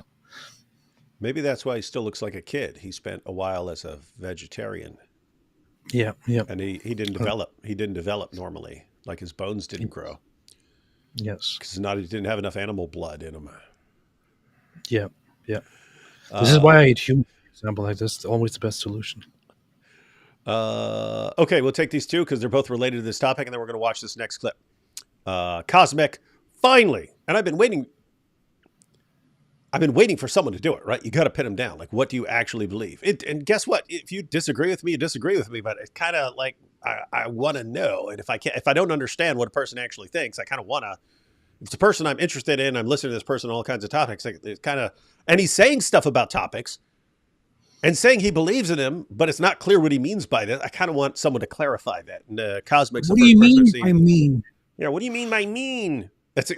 We're not exaggerating. Jordan says stuff like that all the time. And again, in his head, he understands this other person who's asking the question thinks very differently. So if I answered you and we're thinking very differently in very different terms and we're using terms differently, you're going to misunderstand us. We actually need to nail down definitions on all these things before I even begin to answer you and so on. It's like, okay, granting all of that, do you actually know what someone means when they say, do you believe Jesus rose from the dead? What do you mean? And What do you mean, do? Cosmic actually gets the job done. Great job, Cosmic Skeptic. Or take these two super chats because they're actually related to this clip we're about to watch. I heard Peterson talk in the past about how he is not sure if the metaphysical in the Bible actually happened. Hearing this interview sounds like he does, but not sure if Peterson is a Gnostic. Love you both. I heard people talk about whether he is a Gnostic as well. In the past, his whole idea of not taking anything literally. I think that was when he was Transjordan. Now he's Cisjordan. Things might have changed, but we'll find out. Yeah, and that's why I have to finish watching the interview, because I saw a little preview clip and Cosmic was asking him about like the Gospel of Thomas and so on. And but this here it's just about the knowledge of Jesus and so on. It's like, dude, that's 2nd century. That's when you have Gnosticism. That's when the ideas spread out and mixed with Greek philosophy, and then it just became Gnosticism. What's that got to do with the stuff about the historical Jesus? But I don't know. It may be completely relevant in that discussion. So yeah, I definitely want to finish that. Probably finish that tonight. Watching Cosmic Skeptic press Jordan Peterson on what he believes last night felt a lot like Jibreel pressing Muhammad to the wall and telling him to read. That is a good example. Jordan, do you believe this? But I don't know what you mean. Do you believe this? I don't know what you mean. Do you believe it? I don't know what you mean. That is a pretty good. You know what's funny? That whole narrative of Jibreel coming and basically violating Muhammad to make him read. It dawned on me one day to compare how angels are depicted in the Bible and how angels are depicted in the Quran. Where in the Bible they approach and they're like, "Do not be afraid. I come on the behalf of this and this and this. Do not be afraid. Be calm." And then in Islam, it's like, read! Read! I don't know how. I said read! I don't know how to read. I've got to... Wait, did we do that? Did we do that when John McCrae played the Angel Gabriel? No, John McCrae played the real Angel Gabriel. No, we did it when I played Satan masquerading as the Angel Gabriel, where I choked the crap out of him. Yeah. I gotta go back and revisit those at some point. All right. All right, let's go ahead and check out this clip where, again, guys, this is at the end. This is not at the end of the video. This is kind of at the end of this section where he's been asked, "Do you actually believe in God?" And then, "Well, what do you mean?" And then, do you actually believe the Spirit of God hovering over the water? Well, of course I do. Well, what is it? What do you mean by that? Because you say it's still happening. The Spirit of God is still hovering over the waters, and it's not clear. You don't mean what an average Christian means. So what do you mean? Well, I don't know. I don't know what you mean. And okay, do you believe the Exodus Act? Do you believe people walked out of Egypt and went into, I think there is something there, but I'm not sure, right? So, and by the way, to be fair, there are all kinds of issues where, like Jordan Peterson, I would say, okay, there are multiple possible interpretations here. I don't know. I don't know which one is correct. I know there's this smart guy has this interpretation. This smart guy has that interpretation. This other smart guy has that interpretation. I don't know enough to pick a side on that. But here we finally get down to our good friend Cosmic Skeptic grabbing Jordan Peterson for the 57th time and saying, "Read! I mean, tell us what you believe about Jesus." Here we go. Everyone ready? It's a good clip. No. If Jesus did not literally rise from the dead, if there was not a man who stopped breathing and then started breathing again, then your faith is futile and your... He's actually talking about, this is not him saying this, he's talking about the Apostle Paul's position. I forgot to have that lead in, but the Apostle Paul in 1 Corinthians is talking about if Jesus didn't rise from the dead, your faith is in vain. And he's saying we are above all men most to be pitied. And you might wonder, well, just if it's not true, it doesn't really matter. Why would you say you're most to be pitied? Well, that was in a time of persecution. So in other words, if we're going around being persecuted and I'm going around getting lashed and shipwrecked and all this other stuff, and it's not true, that's crazy. So anyway, so he's bringing this up, talking about how it seems like Paul thinks you really need to take this seriously. If Jesus did not literally rise from the dead, if there was not a man who stopped breathing and then started breathing again, then your faith is futile and you're still in your sins. That is, Christianity is undermined. Now, that means that, and Paul doesn't say sort of believing that that's false is really bad. He says, if you do not believe this proactively, then your faith is futile. That's the problem I have with that. If you don't proactively believe that yourself, then I think when a Christian asks you, do you believe in the resurrection of Jesus? Are you a Christian? I think you must be committed to saying no, at least under that interpretation of Paul. And even if you're not sure, I mean, it's fine if I say to you, do you think that a man physically rose from the dead? And you say something like, well, I don't know. I mean, I wasn't there. but I think it has a lot of mythological significance, or I think that maybe it happened in a different sense, or it happened in the sense that good fiction happens, then fine. But it needs to begin with that caveat of the simple sort of, historically speaking, I don't know. And I know you don't like to pull out the historical Jesus from the mythological, that's a good objection. But it's an important... Yeah, it is a good objection.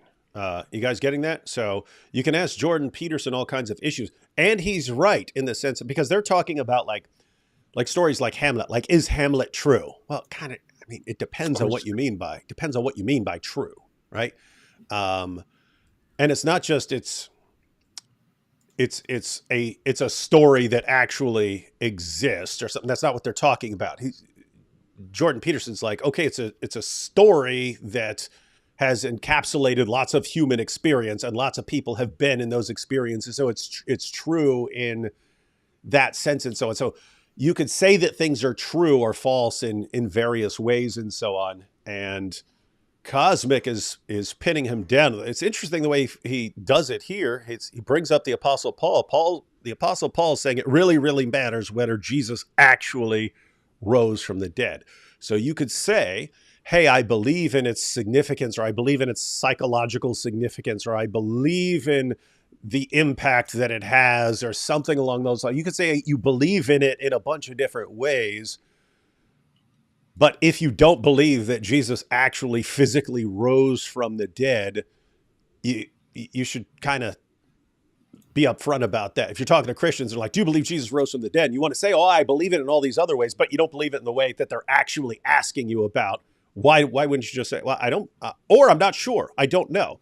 I don't know if he actually rose from the dead, or I don't believe he actually rose from the dead, or something like that. But I believe in its significance or something like that. Why can't you just say that? That's what Cosmic's pinning him down. I can't just say exactly what you mean on this issue. So he does it. Here he goes. Pretty based. It's pretty based that he did that. Question to ask. No, of course. It's a very good objection. So I just did a seminar on the Gospels with a crew of about 8 people. And it was the same crew that walked through Exodus with me with a couple of variations. And we spent a lot of time on the resurrection accounts, for example. And of course, that was the toughest, let's say, that was the toughest morsel to chew and digest. The thing about the resurrection accounts is that they're all, look, so I could say something like this, which will just annoy people, but it doesn't matter. I believe the accounts, but I have no idea what they mean. When you say you believe the accounts, do you see he's doing it again, right? Cosmic, it's awesome. Cosmic doesn't let him get away. I believe in the accounts. I don't know what they mean.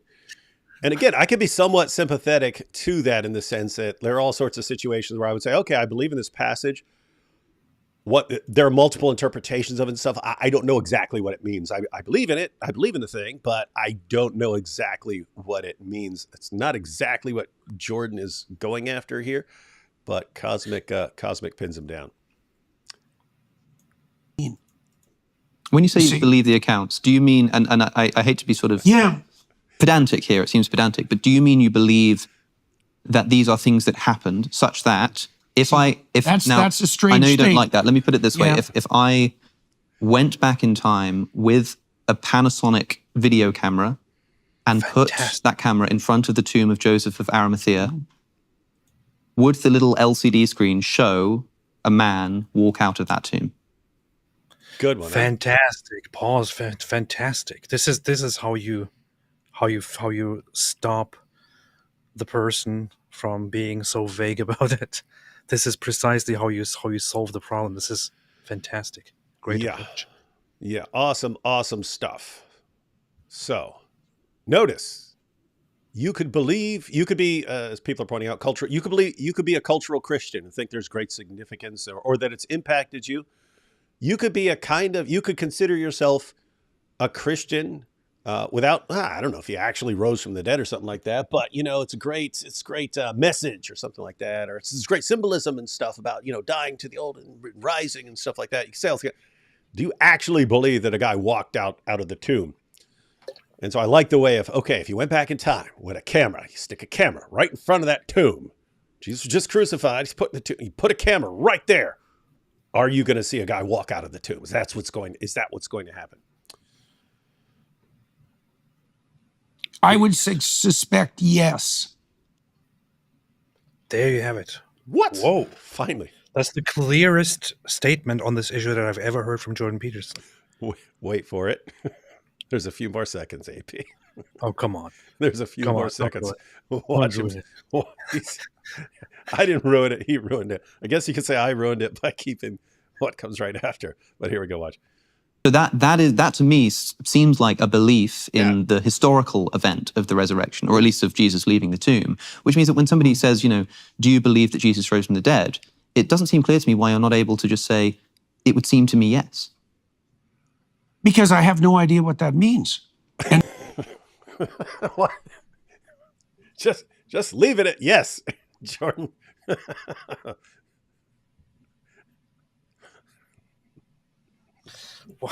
Why? Why do we have to do this? Isn't that funny though?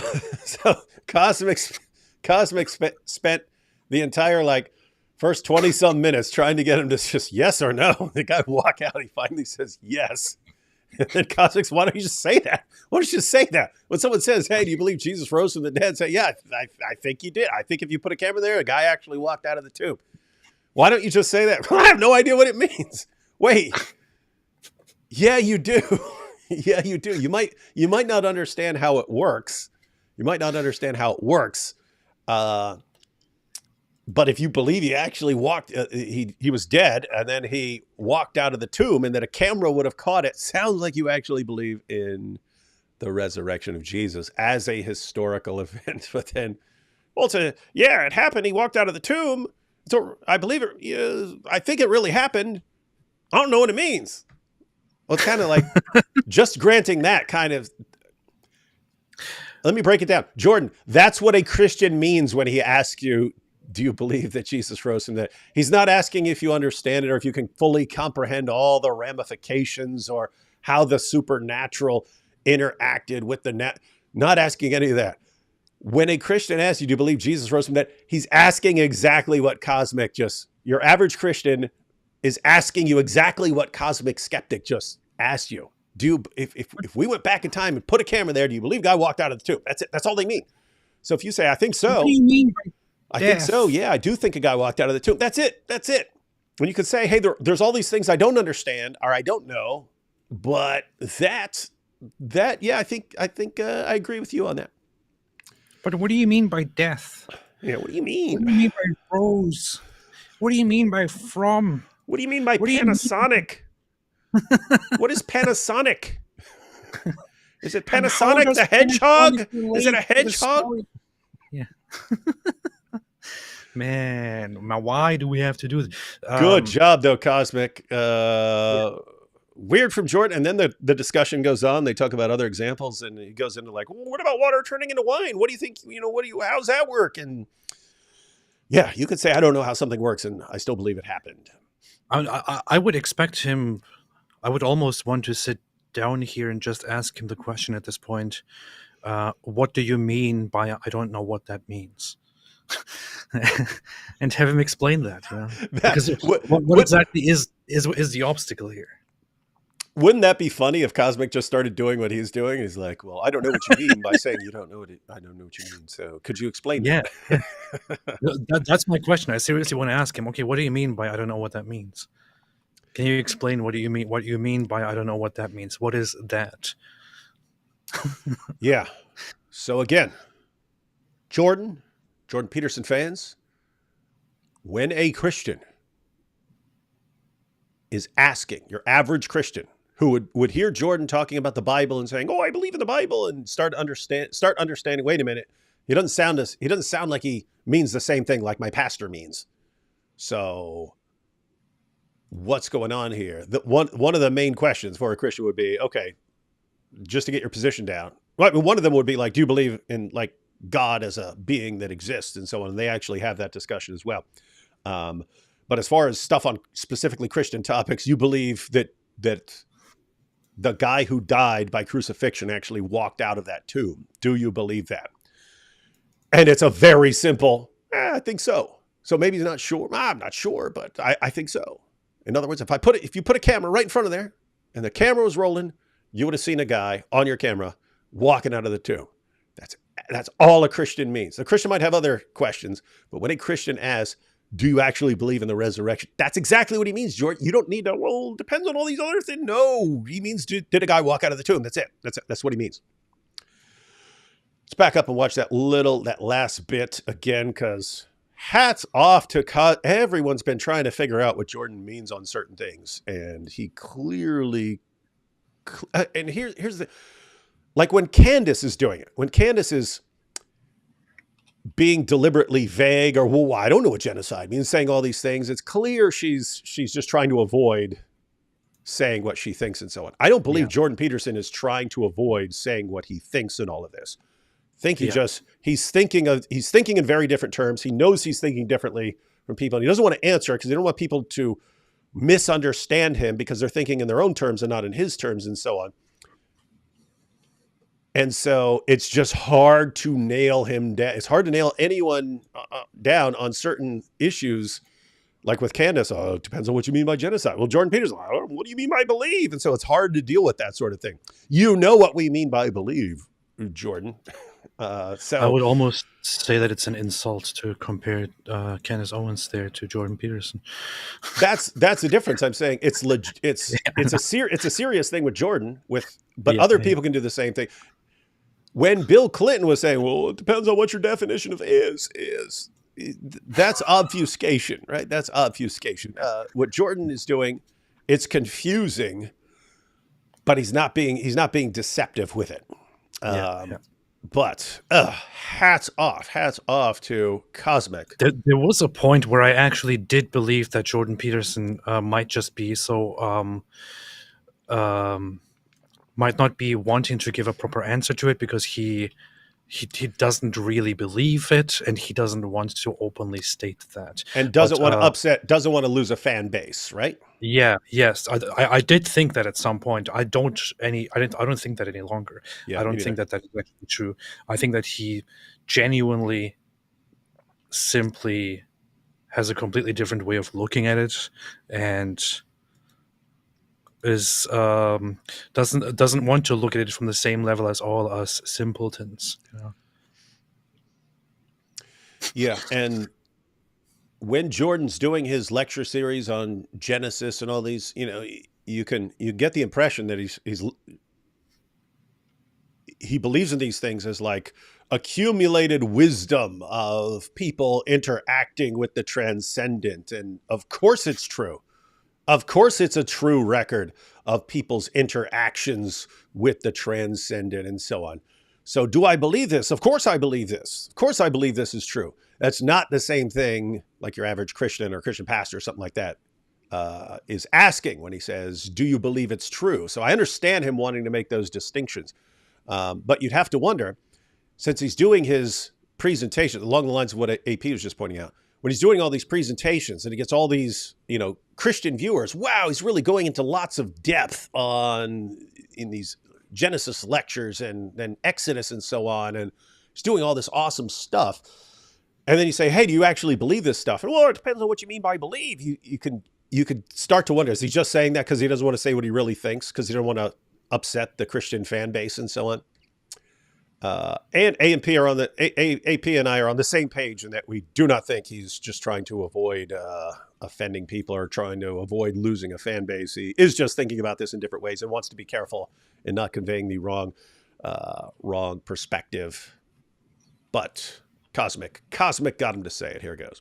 I hate to be sort of pedantic here. It seems pedantic, but do you? Because again, guys, this followed a long series of Cosmic trying to pin him down on these issues. I hate to be pedantic, but let me try one more thing. Here we go.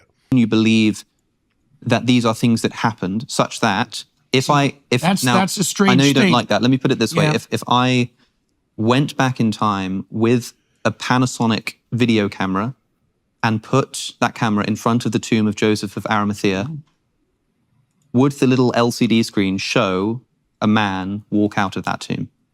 I would suspect yes.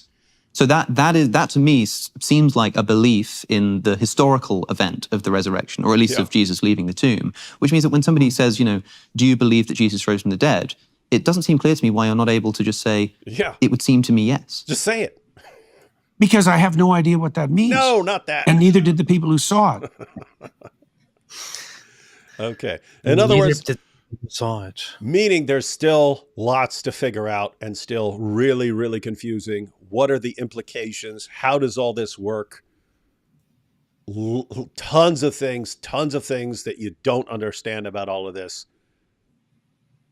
But again, Jordan, when a Christian says, do you believe in Jesus' resurrection? You just answered it. There's no need. You could say, hey, you could add on and say, hey, there's all these things I don't understand. But if you're saying, I think a guy walked out of that tomb, that's exactly what they're asking you. That's it. In other words, I'm trying to make the point that there's this communication gulf with Jordan Peterson in that he's using words in different ways and thinking in different ways. And so it can be difficult for him to communicate with a person who's thinking in very different terms. But once you understand exactly what the other person is asking, you can answer in that person's terms. So once you find out, oh, all this Christian means is, do I think that the guy who was put in that tomb walked out of it? I suspect yes. That's it. And that would be sufficient, right? I mean, you wouldn't have to figure out what the nature of it is, why it happened, and all of that. If you simply affirmed that Jesus was indeed crucified, and that and that as it is told later on, he actually walked out of that tomb and was actually alive after being confirmed dead, that would mean that he is acknowledging and affirming what people believe. So he believes in the actual narrative. You don't have to necessarily go and figure out what death means and what resurrection means and what this means and what that means. That would be deeper, but also trivial to the actual discussion at hand, right? Or do you think that his confusion about what it means to die and rise from the dead is so significant that he actually has a valid point in not answering this question directly? What do you think? Again, there can be all sorts of clarifications and all sorts of, hey, on these other issues, I don't know, or I may disagree with you.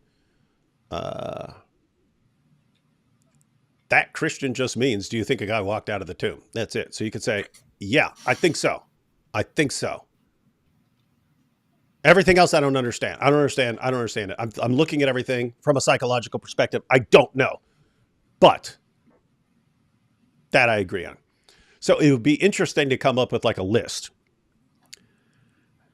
I agree with you, Christians, on this. And I mean the same thing that you think I mean. Just come up with that list, right? A list. Here are all the things that I agree with you on. And when I say I agree with you on, I mean them in the same sense you mean them. But here are all these things where I don't know, and I don't know what I'm talking about, and I don't know what this thing means, and I don't understand how this works, and I don't understand the implications of this and that. And a lot of this stuff I'm thinking of from a psychological perspective. But here are these 7 things I agree. I agree with you, and I mean the same thing you mean. Because the issue is, as it seems right now, when he stops here. So when he says yes, I would say that you would see in such a case Jesus walk out of the tomb, but I can't answer the question with a yes because I don't know what it means. It seems like at the end of it, he is still on the fence on whether he is actually a Christian who fully believes in the narrative as it is or not. And that's kind of a problem.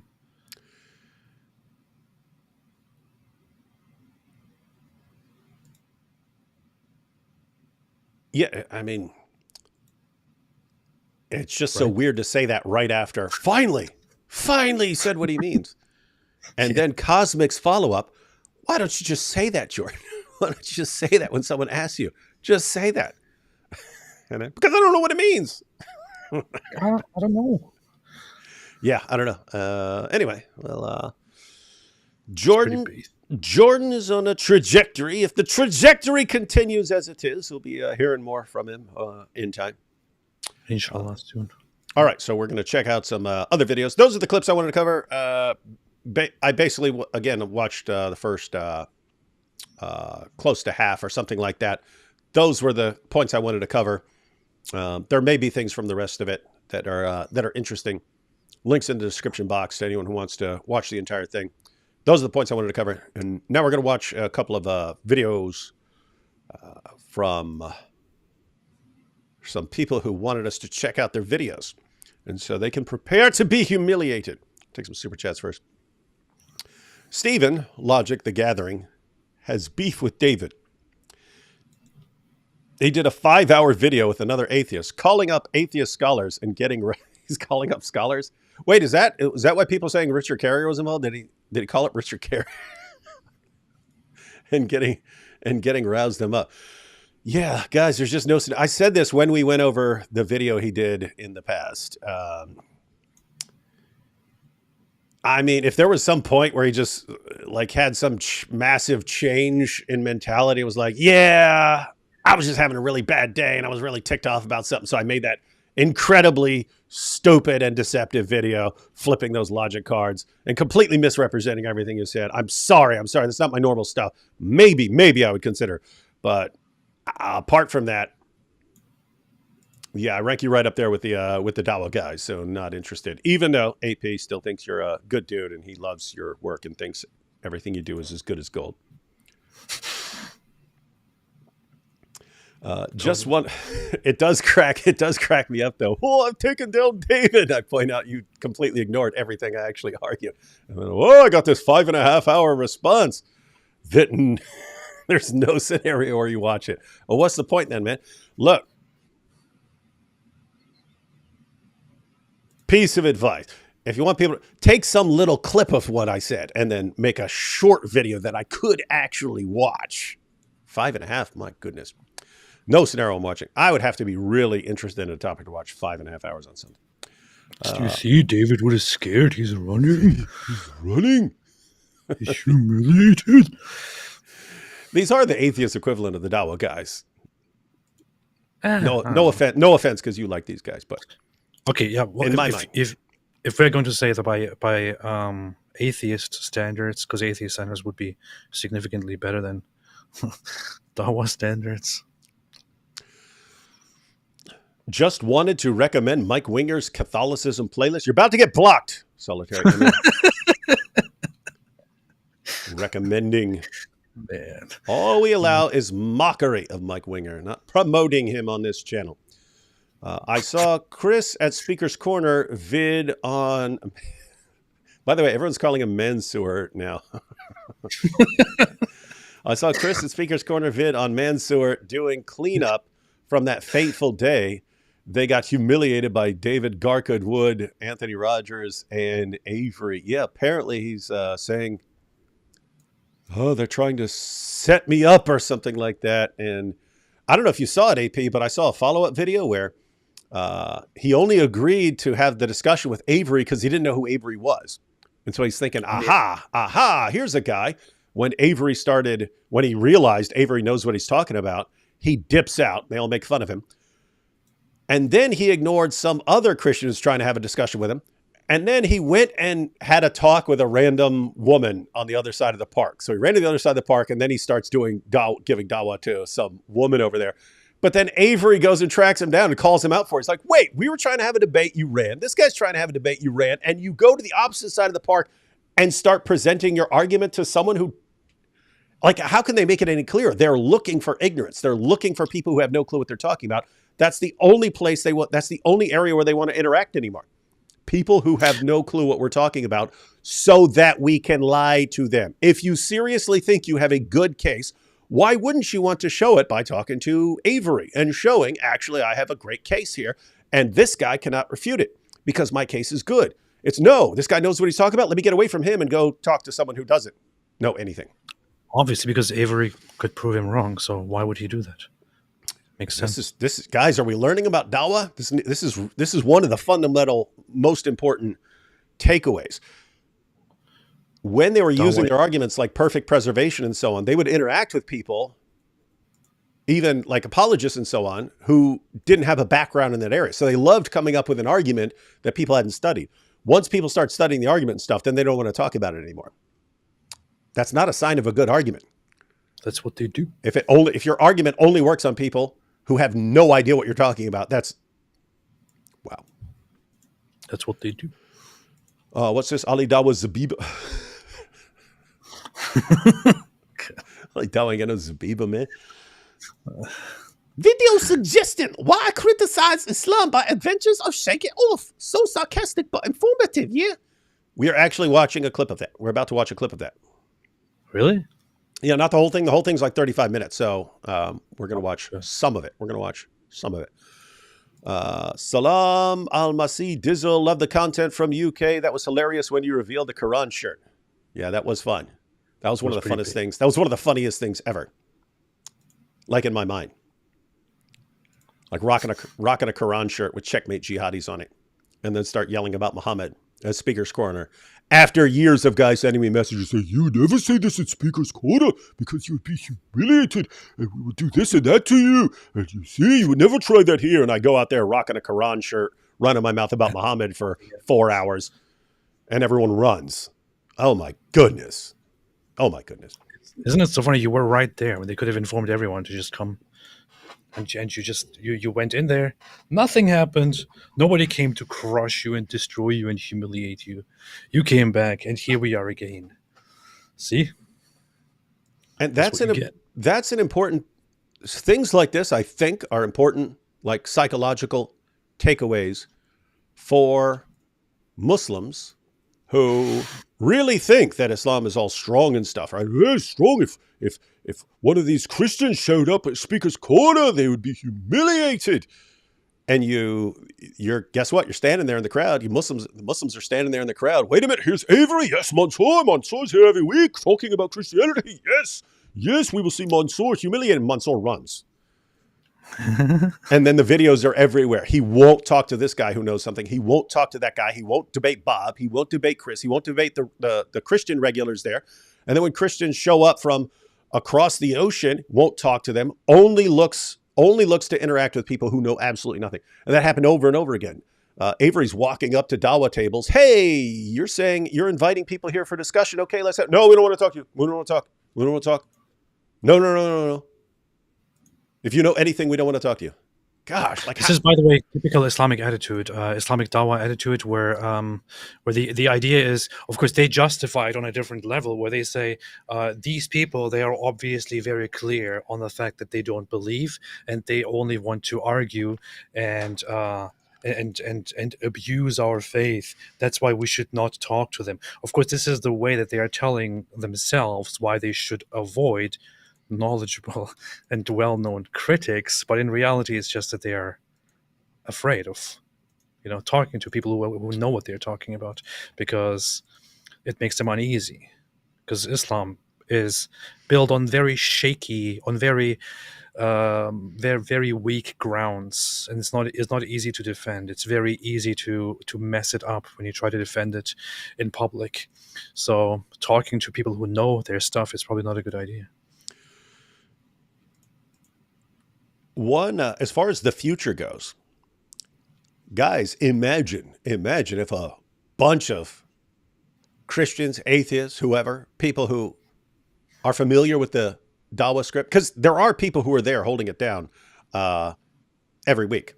But as has been pointed out, the Muslims usually show up in much greater numbers and are able to like heckle people and drown people out and so on.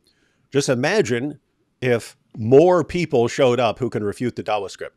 Guys, we showed up once. We showed up with a bigger group so that they couldn't drown people out with heckling or violence or tipping over tables or trying to set people on fire and so on. We showed up in large enough numbers where their usual responses don't work, and the Dawah was completely shut down. It was paralyzed. They gave up. They instantly gave up. Well, just imagine people keep coming back. Just imagine the critics keep coming back in large numbers. You'd shut down the Dawah at Speaker's Corner. Yep. And that's a good thing. If Dawah is complete deception, as it looks like, and it looks like deep down they know it. If you know the argument you're giving, and we watched the clip by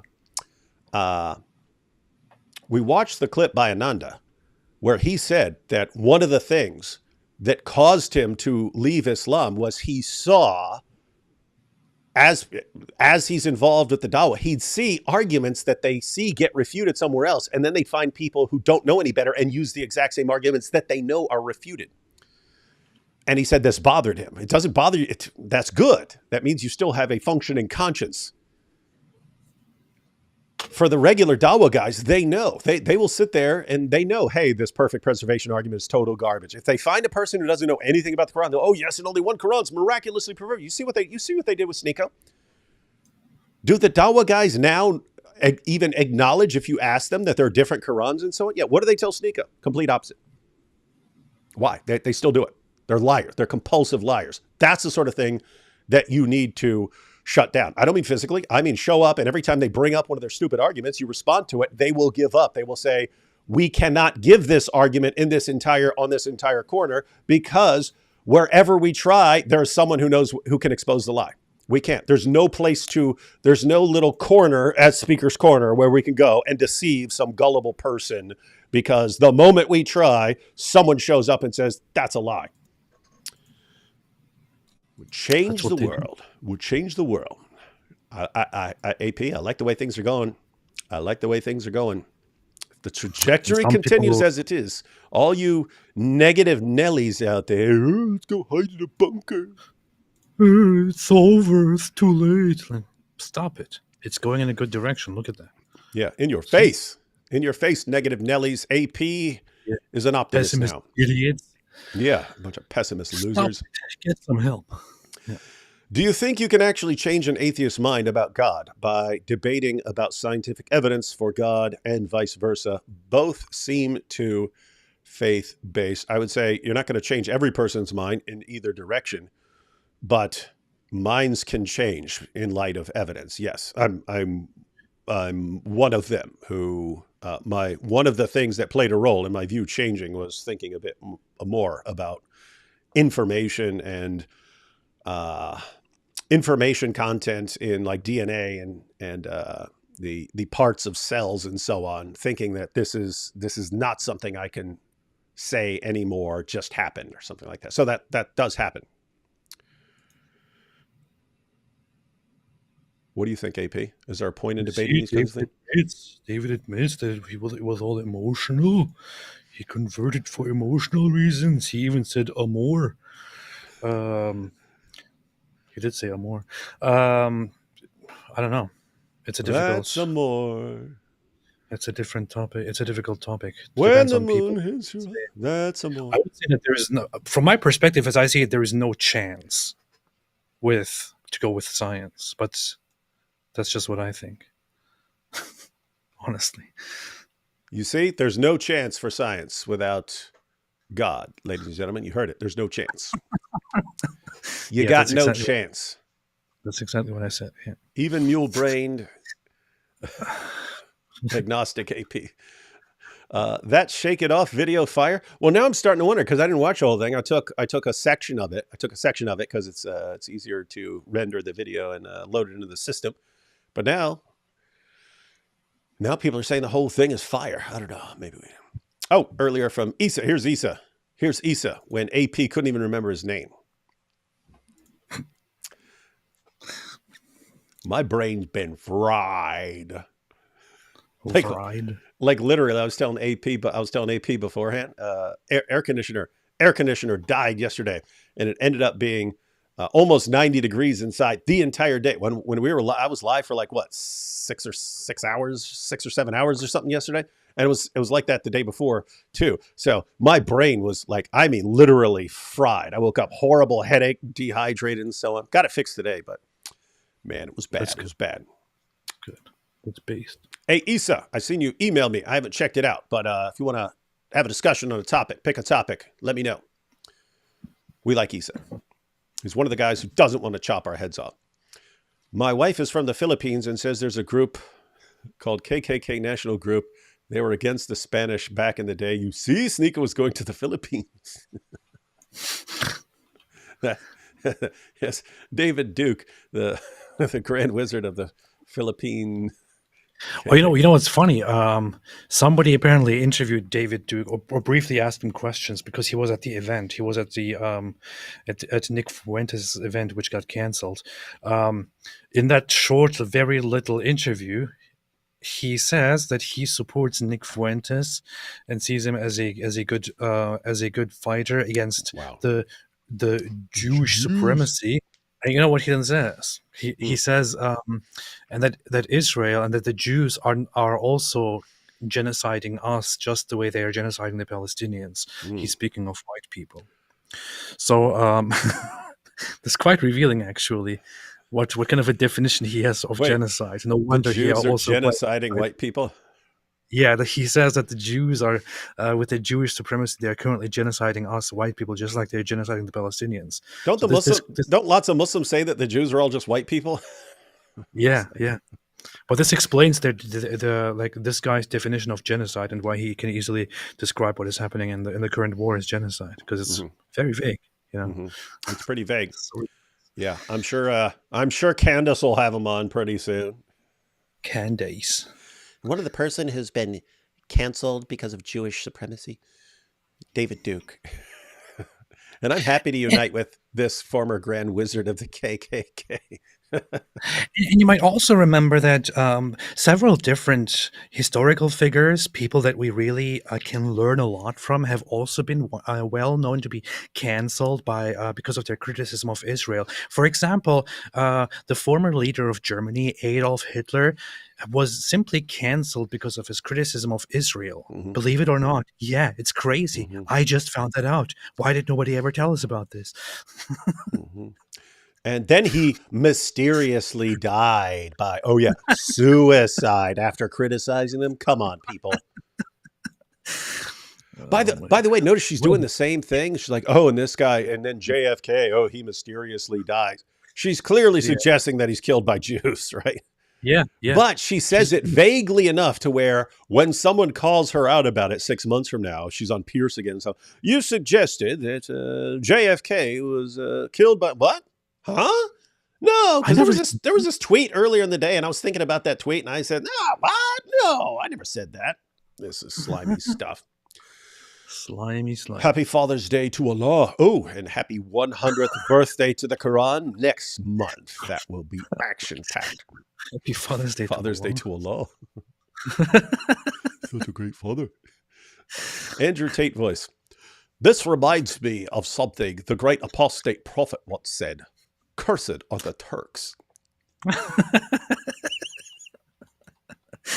Oh, man. It's 72 Virginians. Jenna is a West Virginia trailer park with 72 D Woods or Daily Wires. I'm not sure. It's the Daily Wire, probably. Jenna is a West Virginia trailer park. I like that. Triracial Sneako's Hungarian ancestors stopped the Ottomans only of him to become a Muslim because he can't understand the Trinity. Also, yeah, the IDF trebuchet, that was cool. Hungarian? Is he? Sneak? I don't know what he is. All I know is that he has Hispanic and black aunts, parents or something. I don't know. Jordan Peterson looks like Sheargarath from Elder Scrolls. Is that a video game or a movie? Is that a video game? Video game, Elder Scrolls. Okay, yeah. Sounds like some nerd stuff. D Wood, if you want Orthodox chants, Pobedna Pesma Serbian Orthodox chant and Father Seraphim Bit Carib Psalm 50. Just don't ask me to spell any of that. I'm going to screenshot it. I will check it out.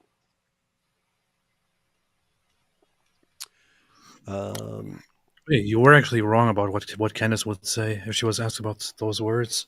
What she would say is, well, it happened at a time where, which was about half a year after I was pregnant, which, as everyone knows, is a very traumatic experience. And it also reminded me of my grandfather, who, lived in segregation, and he was also pregnant. And he knows exactly how it is to be pregnant and to have trauma from pregnancy. That's probably what she would say. You forgot your script, man. Yeah.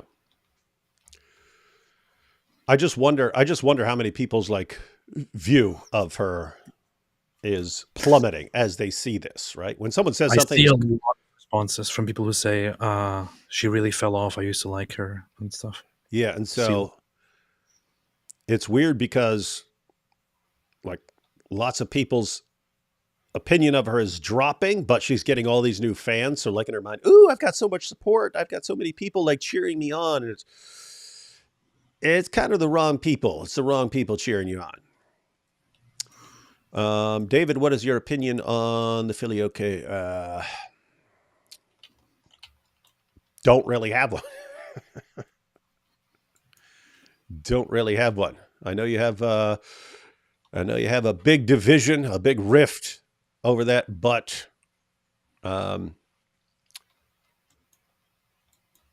yeah, I mean, if you're talking about like, oh, put this in the creed or something like that, I don't know. It's just not something. It's not something I would. It's not something I would have divided up the church over. Let me put it that way. But it is interesting. They took theology pretty darn seriously. Oh, they did. Hey, we will split over that. AP, do you know what this is about? If you actually look it up, like you would go, they divided over that. Not saying something not about saying. the sonhood. But what is it about? I don't know. That's yeah, it's the creed about whether isn't that like whether the Spirit proceeds from the Father and the Son, and then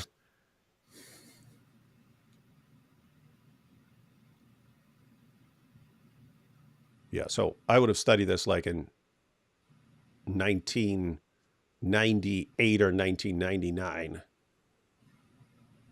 But it's one of those issues where I was like, read about it. I would read about it and go, you guys divided over that? I'm not interested.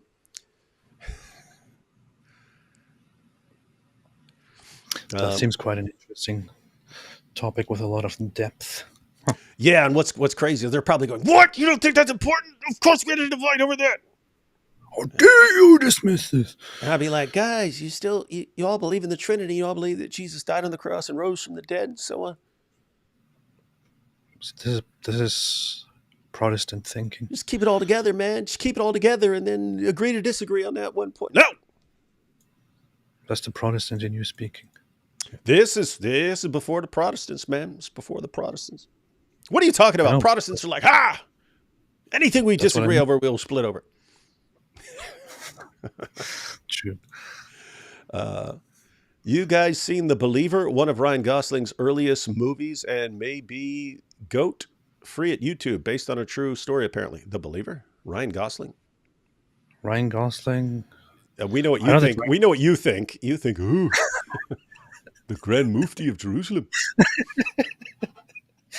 You know me too well. I know you. JBP, Jordan B. Peterson, 6 days ago, how Hamas indoctrinated the world. Oh, is that a tweet or something he posted 6 days ago about how Hamas indoctrinated the world? I do like how all the Dawa bridges have broken down. I took drugs and concluded that D. Wood is actually Momo reincarnated. Why doesn't everyone conclude what I conclude? Everyone else must be wrong. Awesome parody of malarkey. In your face, malarkey. That's pretty Malarkey, good. just so you know, we make fun of people here. We don't mean much by it, unless we do. Hey, David AP, how would you respond to someone who says Jesus is Palestinian? We'll do that and then we'll check out a video.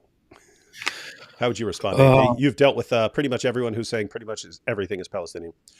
Well, everyone is Palestinian. That's a fact, of course. In fact, I recently saw instructions for future generations, or for possibly us, if we are here to witness it. But if we manage to start a colony on Mars, we should also remember that Palestinians were there first, and should always take that into consideration whenever humans attempt to build something on Mars. Palestinians were there first, definitely. But that said, if we deal with whether Jesus was Palestinian, well, first off, if you went back and said to Jesus, as he is depicted in the Gospels, in the human experience, and you go to him and say, "Hey, you're a Palestinian, right?" He would probably, I don't know what he would. I don't want to put words in his mouth, but he would probably Yeah, you say better no, not. or he would probably say, "I don't know what you're talking about," because it wouldn't make any sense. Because at his time, I mean, you can even find it in the gospel. You can even find him speak about Israel. He describes the land that he is in as Israel, in every corner of Israel. That's what he says, I think, or every alley, every street of Israel, is a phrase that you find in the Gospels. Judea is the other term that was used, and Judea was also the official term used for the region in the time of Jesus by the Romans who were ruling over that part. It was officially known as the province of Judea. It was only in the 2nd century, after the Bar Kokhba revolt, which was a major revolt against the Roman Empire by a Jewish movement, that the Romans thought, okay, we've had enough of these Jews. We're sick of these Jews. We will change the name of this province. We will destroy it, reunite it with other parts, and call it all together Syria Palestina. And that happened because they wanted to get rid of the name Judea or Yehuda to sever any ties of the Jewish national identity and that land. They wanted to disconnect it and thereby suppress it. So they adopted this name Syria Palestina to refer to that region, which was based on Greek usage of referring to the coastal small region of that place as Palestina or Palestina, based on the Philistines, which are an ancient population that you can find in the Bible, who lived around 1000 BC and who then disappeared from history completely. The Greeks only referred to that place by their name because the Philistines apparently came from the west, from the Greek lands, and that's what they knew.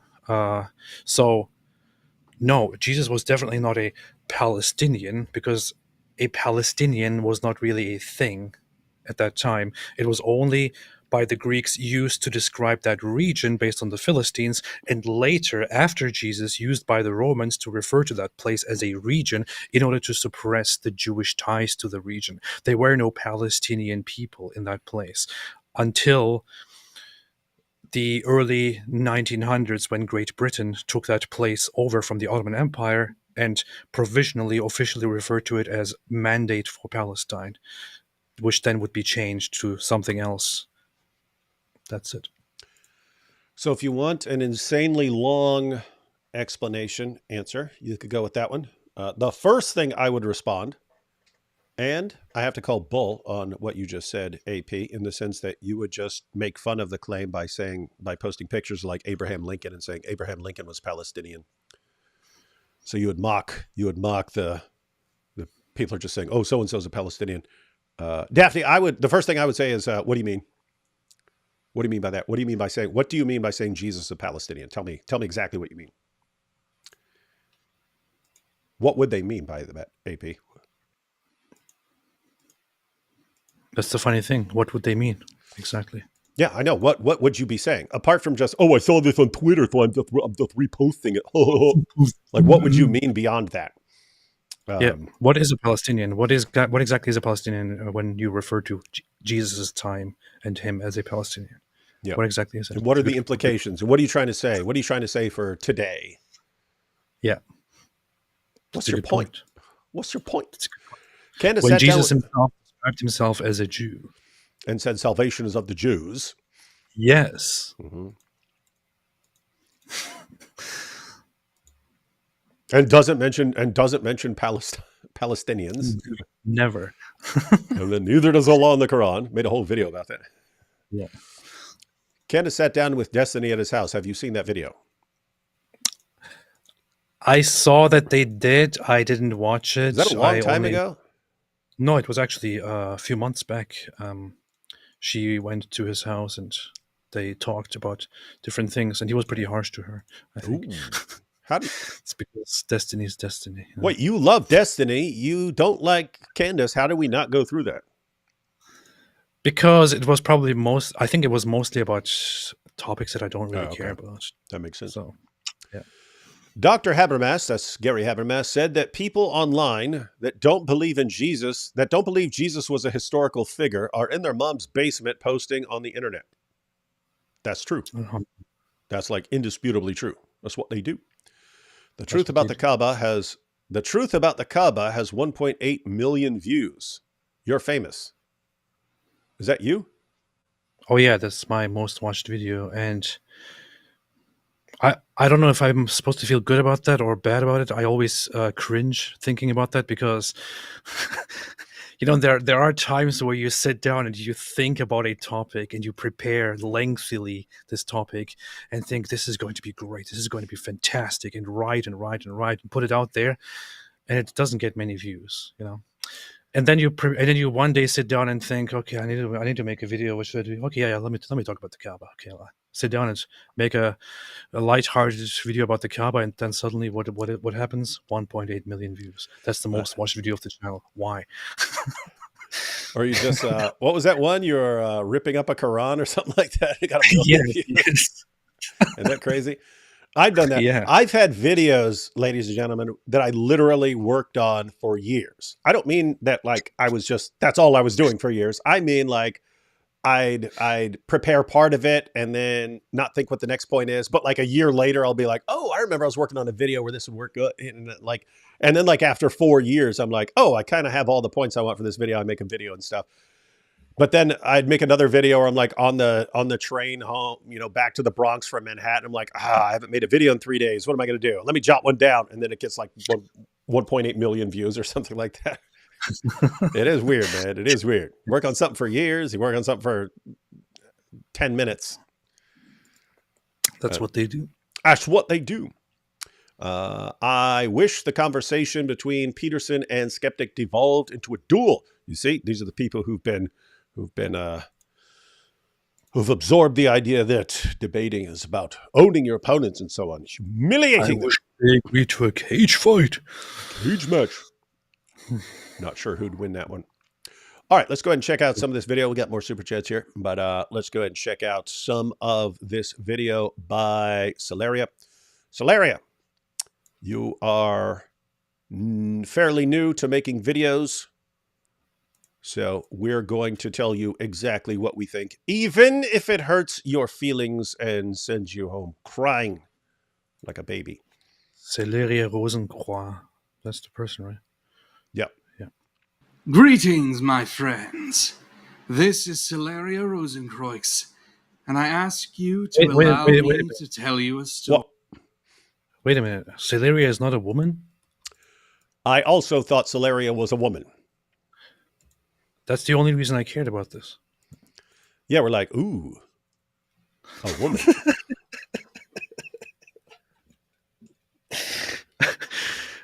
Continue.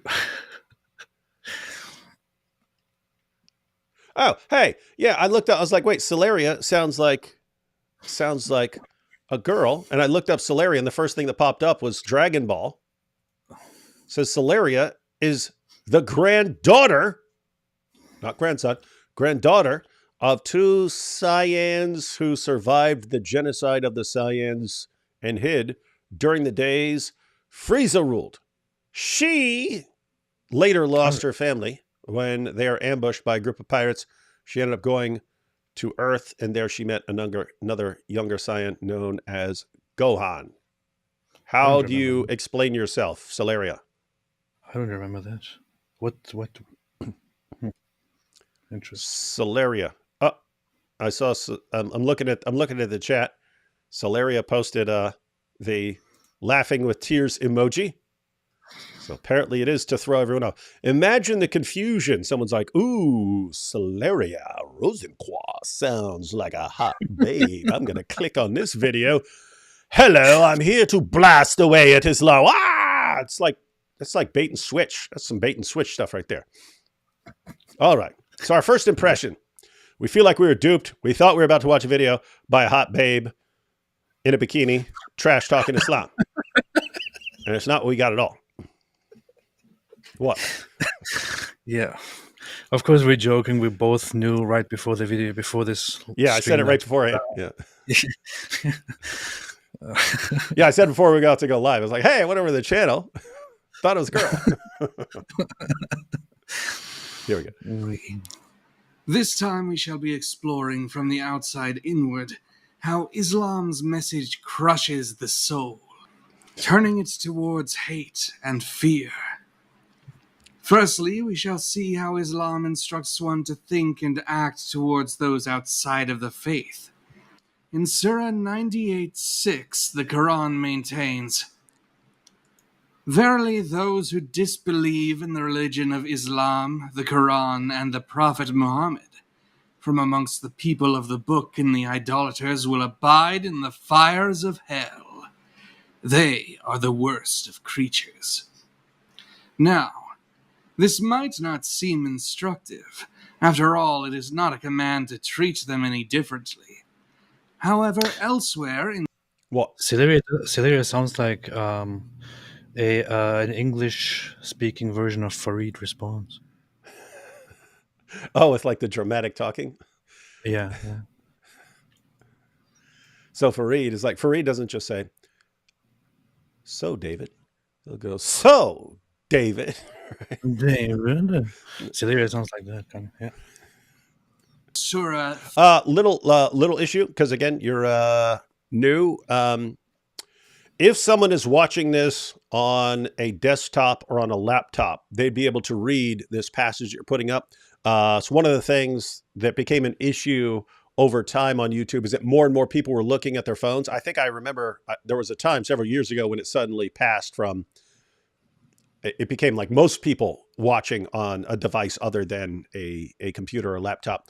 But for people watching on their phones, this looks like it is probably too small. This may be too small. So the solution there would be to crop it or zoom in a little more on it, stuff like that. So people are looking. Now you quote it. So it's not, I mean, people can hear exactly what you're saying and they've got it on the screen so they understand that it's there. But if someone actually did want to read along and stuff, this looks like it might be too small if someone's watching your video on a phone. 48:29. The Quran says, "Muhammad is the messenger of Allah, and those with him are ruthless or firm with the disbelievers. Allah makes the believers a source of dismay for them." Oh, hey, hang on. Wait. People are saying AI. This sounds like, hey, Celeria. No. What? That sounds like a real voice to me, doesn't it? Yeah. Doesn't sound like a. Hey, it sounds like a real voice. I must say it's. I'll be very blunt and honest about it. Just like before, when you asked my opinion, and I completely humiliated our guest. Just. You always do that. The presentation, the way of speaking and presenting this, doesn't make it very watchable. So that's something that would need to be changed. Yeah. So, and we can actually zero in on, and this is, let me put it this way. I've talked before about Mr. Beast. You can watch all of Mr. Beast's first 100 videos. They are the worst things you've ever seen in your life. This is significantly better than Mr. Beast. But when you start making videos and then you ask other people to comment on them, they're gonna notice some things. So you have an accent. You have an accent that would be to your advantage. It would be to your advantage. In other words, you have the educated sounding accent. If you're being overly dramatic with it, that might be relevant at certain times. If you're just making a straightforward, informative video blasting away at Islam, I would just go with straightforward voice without the drama. In other words, it sounds more educational. Sounds more educational. And you have an educational sounding voice. That and it is more difficult. It can be pulled off, but it is more difficult if people can't see you and you just have text on the screen. Yeah. It is more difficult to pull off. You have people like Inspiring Philosophy who for years just didn't have himself on the screen and just had graphics and so on. When I started watching his videos, I thought this will never work. This will never work, because it does help if you're looking at people when you're talking to them. It makes some additional connections and so on. It makes videos, as AP was saying, more watchable. But again, it can be done. Inspiring Philosophy did pull it off. But one of the things is, if you want this to as watchable as possible, and you don't want your face on there are all kinds of reasons people don't want their faces in their videos, so that might be entirely legitimate.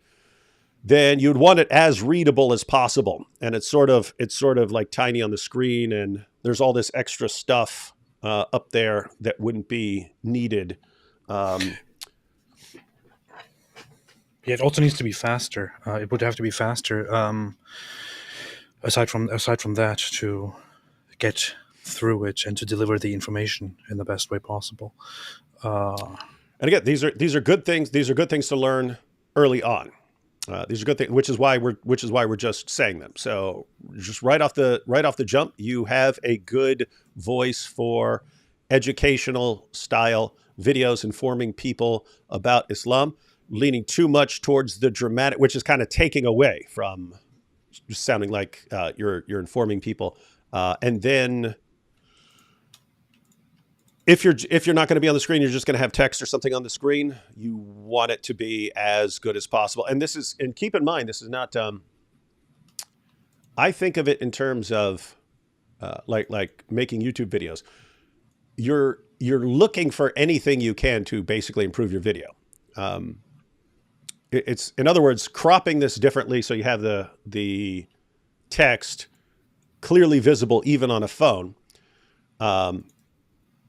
It's not like that makes a night and day difference or something like that. It just helps somewhat. So what you're looking for is all these little things that can help your videos in small ways, but over time, especially as you make more and more videos, those little changes add up to bigger and bigger changes and so on.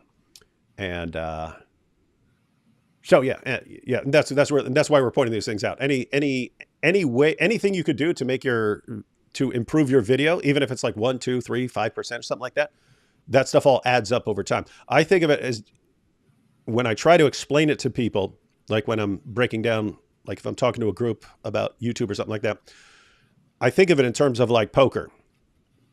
That if you're a poker player, right? You're both getting dealt cards. There's elements of chance and so on in it.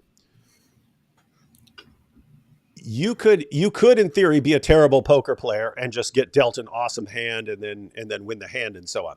Generally, if a person is, let's say, 10% better poker player, 10%, 20% or something like that, over the course of a bunch of hands, he's going to take all the other person's money, because he goes into every hand with an advantage, even if it's a 5 or 10% advantage over a number of hands, that adds up, and he will take all that other person's money.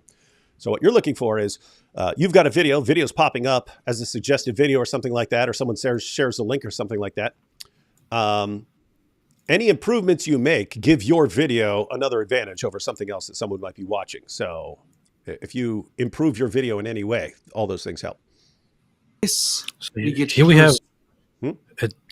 have a dedicated viewer sharing their video with us to watch it, and David is here judgmentally, first off criticizing it, and then I would rather talk about poker. I think of this stuff like poker, right? Yeah. And the reason I thought of that back in the day was getting suggested as a. You'd see your video take off. You post your video, your regular viewers watch it and stuff. And then all of a sudden, and I'm sure you've seen this a million times, AP, you have your regular viewers watch it, and then it plummets down to almost nothing. And then all of a sudden it just takes off out of nowhere again and starts getting tons of views. And you find out it somehow ended up as a suggested video beside other videos and so on. But the idea is there's only a certain number of videos that end up as a suggested video on someone's screen. There's a certain number. So keep in mind, your video might be just outside the range. I don't know exactly how many it is. Let's say it's 20 videos end up as suggested videos on someone's screen. Well, if your video was number 21 in this ranking so that it didn't actually end up, well, you just massively hurt your views. So, but the difference between your video not being suggested and being suggested might be a very minor difference. It might be a very minor improvement that puts your video from not being suggested to being suggested, or it might be a very small difference that changes that takes your video from having a 3-minute average watch time to a 4-minute average watch time or something like that, which is huge for the algorithm. All these little changes make big differences. So that's why we're telling you, instead of just, oh, this person's a regular viewer, so we'll just say everything is awesome. This is what happens when you ask David for advice. He will just humiliate you and be rude. Embarrass you, because I want to be the only YouTuber. Allah controls things. I liked it when I was the only YouTuber criticized blasting away at Islam. And so I want to humiliate every other person who starts it so I can be the only one again. Such that the disbelievers become despondent. But how is this accomplished? Surah 9:29 makes this clear. It commands all Muslims, fight against those who do not believe in Allah in the last day, who do not make haram what Allah and His Messenger have made haram, who do not follow the religion of truth, even though they have been given the scripture. Do this until they pay the jizya with willing submission and have been completely subjugated. And notice, even after they are subdued and forced to pay the protection money, there is a strong implication that the believers of Islam ought to still be a source of dismay to them. After all, they have not chosen to follow Islam despite being given every opportunity. And they are the worst of creatures, destined to burn up in hellfire if they remain stubborn on that front. Now, one could object that 488 suggests Allah doesn't want... I think we actually got the gist, right? Yep. We have the gist of this? Yep. Okay. So information-wise, looks like good information. It's similar to the information we always want to share. So information-wise, looks like you're totally in the right direction. You need to figure out something. If you're not going to appear in your videos, you need to figure out how to make things better visually. I think cropping differently would help, but maybe something else, maybe some graphics or something like that at certain points. And you could go to sites where you can download graphics and so on, images and so on. You might want some of those sometime. And again, you have a good voice for narrating sources, but the added drama sort of takes away from the. Again, I can't speak for everyone else. To Americans, there's an educated sounding British. There are stupid sounding British accents, but there's educated sounding accents that make you actually sound. You automatically sound like very intelligent, and I need to listen to this person, and so on. So there's, So I would focus on those two things. Make another video and take those into account and see how the changes work. Any feedback, AP? Yeah, I would say so. Of course, the information is good because it is information that is important. It needs to be. Wait, what the heck? Celeria says I'm an American. What is that accent? What is that accent, Celeria? Needs to be relayed in a better way, visually. And I would say that the speaking needs to be more engaging and more. I don't know what you would call it, but something that actually attracts attention and keeps people going, because this would be too slow for my taste. I would not watch this video, honestly, but I would not watch most videos because I'm not very patient with videos unless I find them very interesting, to be very honest. But it could be delivered in a better way, although the information here is useful and accurate. People are calling it the posh accent. I'm seriously Celeria. Where's that accent coming from? In other words, From the are you video. a British person who's an American in the sense that you moved to America, or are you actually faking that accent?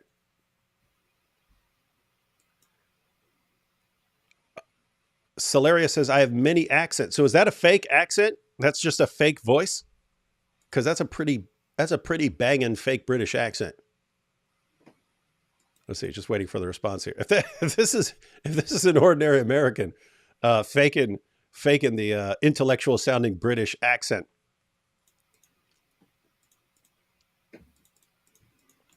And Black Angel said, speak faster. People these days have the attention span of a goldfish. I didn't have an issue with the speaking rate and so on, but yeah, there is the issue of you're in competition. If you're making a YouTube video, you're basically competing with everyone else. Your video is in competition with everyone else's videos, and other people are making videos along the same topics and so on. So you want to give your video every advantage you can. Celeria says, that is indeed one which I have refined over the course of many years messing around with impressions. Well, that's good then. No, I like that then. That's But why? Huh? But why use it here? You know? If it makes a video sound more intellectual, that can be an advantage. With the over dramatization, I didn't think it did. But if it was just a straightforward narration, I think British accent is superior to American accent as far as trustworthiness. That's true. American accent sounds like trash. That's true. That is true. I agree with that overall. Mm-hmm. Mm-hmm. I don't think that it serves the purpose very well here in this case. I agree with Black Angel on the whole thing. It needs to be faster and delivered in a less dramatic way.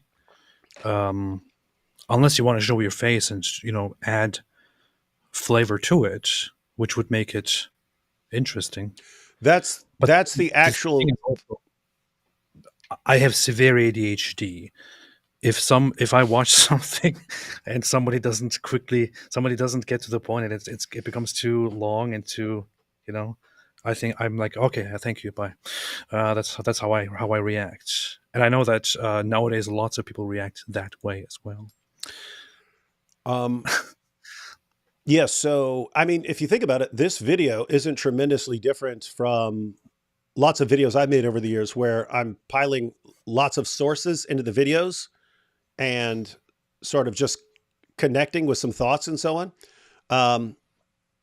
But yeah, if you're just putting text on the screen, that is a disadvantage. And so the question is how you compensate for that. I'd have to think about it. If you don't want to show yourself. So I'm just thinking, I know there are like AI things and stuff like that where it can put someone on the screen. And there are, matter of fact, let's go ahead and we'll compare it, because Shake It Off, The Adventures of Shake It Off, he doesn't put himself on the screen either. But he's got some graphics up there. So you might want to think about, especially if you can do various voices and accents. If you can do various voices and accents, you might want to figure out some of the, so you've got the information. If you have good information and you're good at accents, you might want to either figure out how to do some of the graphics, or team up with someone who does, because that might be all it takes.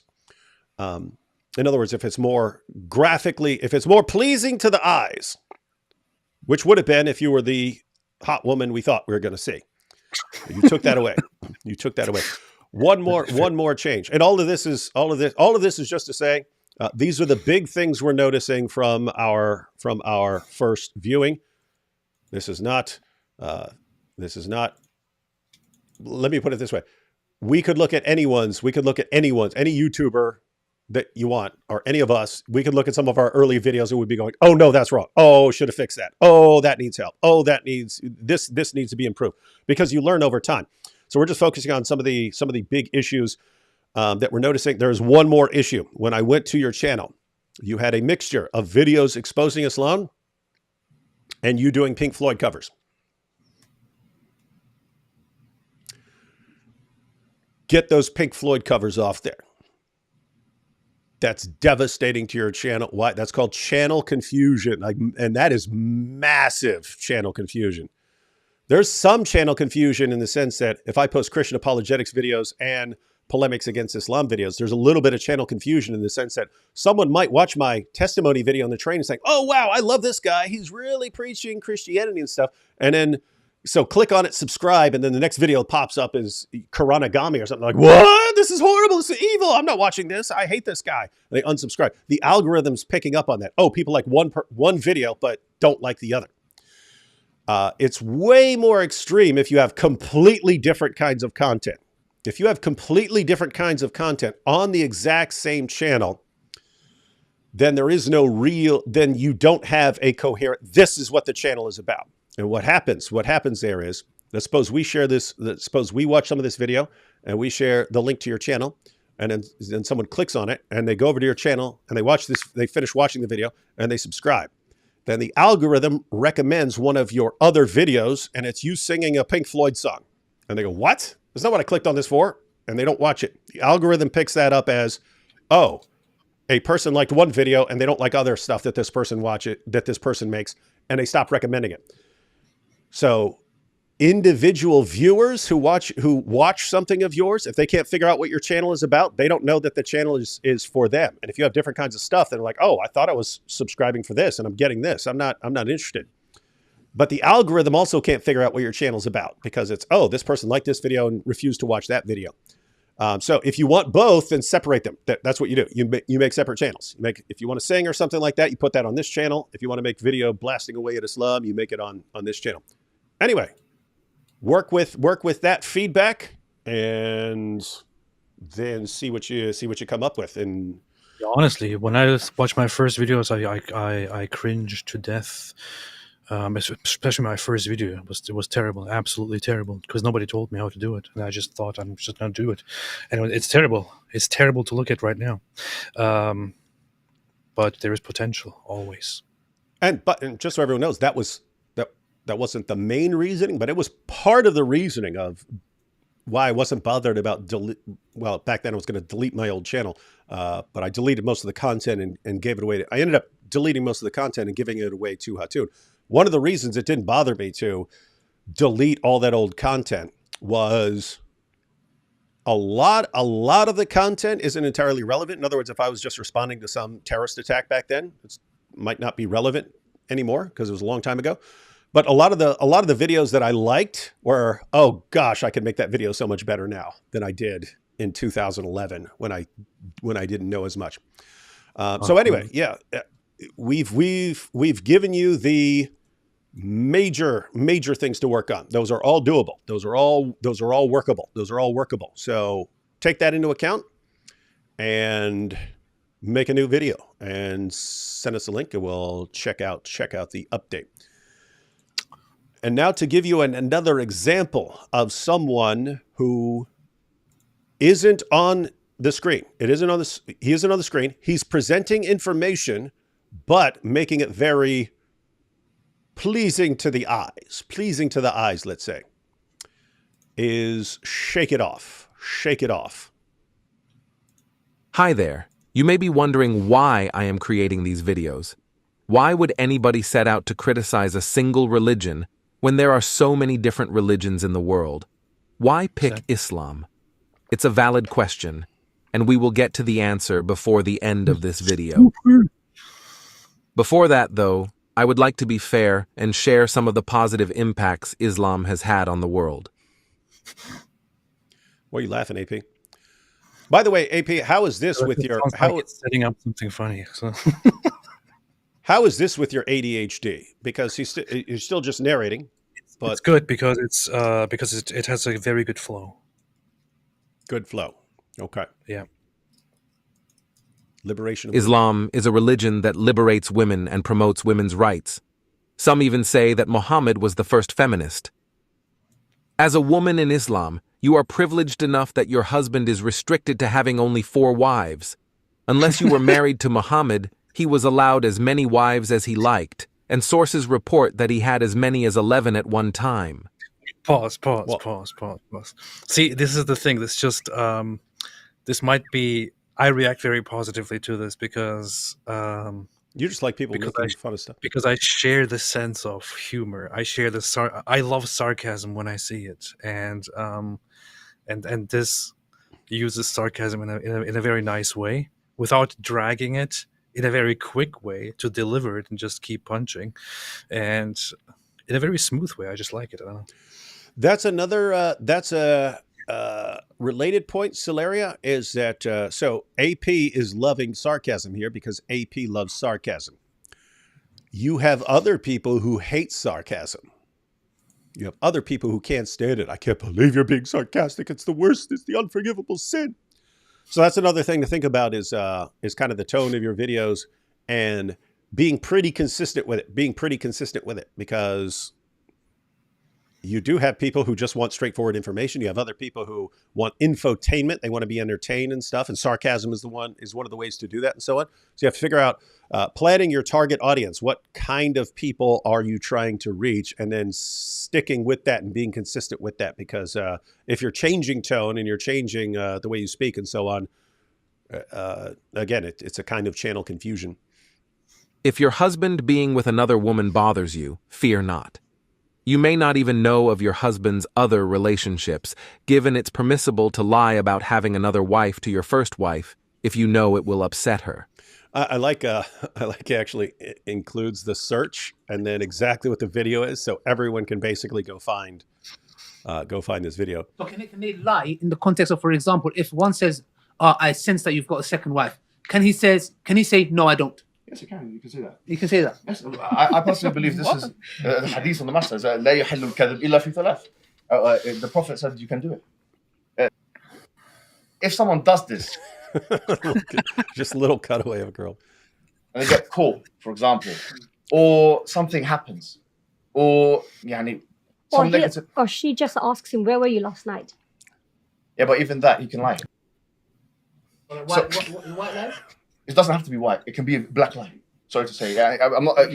By the way, everyone watching, there's a reason this video is doing well. So just notice the difference. You could present all of this as, you could just say all the same things, but just little cutaways. Little cutaways are adding something. They're adding something that's making AP giggle like a little kid. Yeah. those little things, they add up. If it makes you watch a little bit longer, again, if a watch time goes from 3 minutes to 4 minutes or from 7 minutes to 8 minutes, that's a huge difference for the algorithm. So, yep, these all help. These little tiny things. This idea of a white lie it's a modern day thing that people say. There's in the classical works. Yeah. There's no differentiation there here in the kutub. Jurisprudential, the man can do it. It's up to the man. No woman can take that right away from the man. Okay, it's impossible. So let's get this right, yeah? So that Islamically, any of us can get a secret second wife. Absolutely. Or any man for that matter. Not secret. We can get... Islamically, there is no problem in a man getting...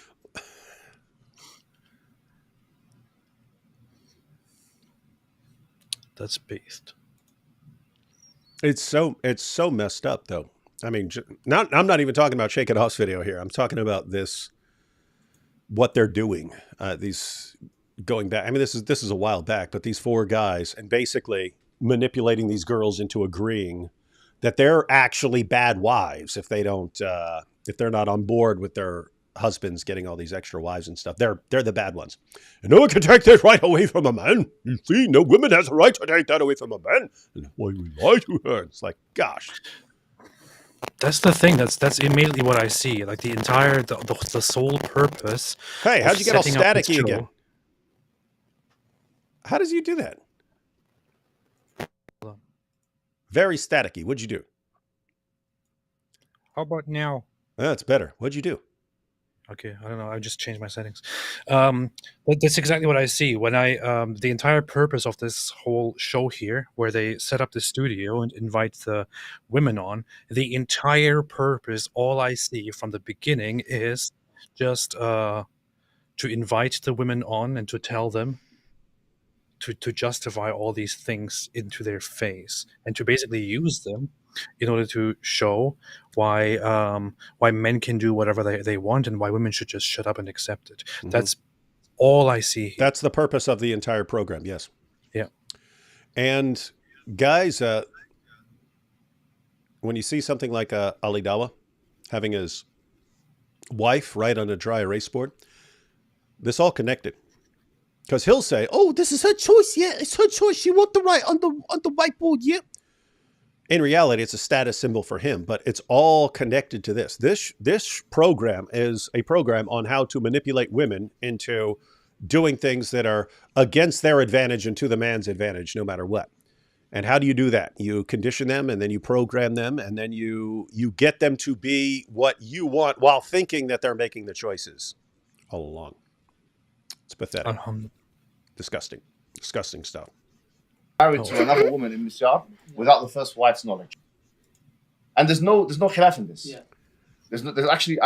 He keeps doing the same cutaway, and AP keeps giggling every single time. I didn't giggle, I just smirked. You smirked. You were sniggering. Not seen one solitary difference of opinion in any of the 14 generations of Islam. It's not there. Which is? Any scholar saying that, no, a woman needs to know, she needs to tell her, doesn't exist. Yeah, Isn't this screwed up reasoning, by the way? This is Muhammad Hijab saying, think about this. Is it okay to lie to my wife about having extra wives on the side and keeping her in the dark and lying to her? So she says, "Hey, where'd you go? Why are you coming back all sweaty? What you been doing?" "Oh, I just came from the gym." Even though I was actually banging my Dawa buddy's 9-year-old daughter and stuff like that, who's my secret second wife. And why do you think that's okay? Why do you think that's okay to do? Well, I looked through the various scholars. I haven't seen a Muslim scholar ever condemn this. And that means it's okay.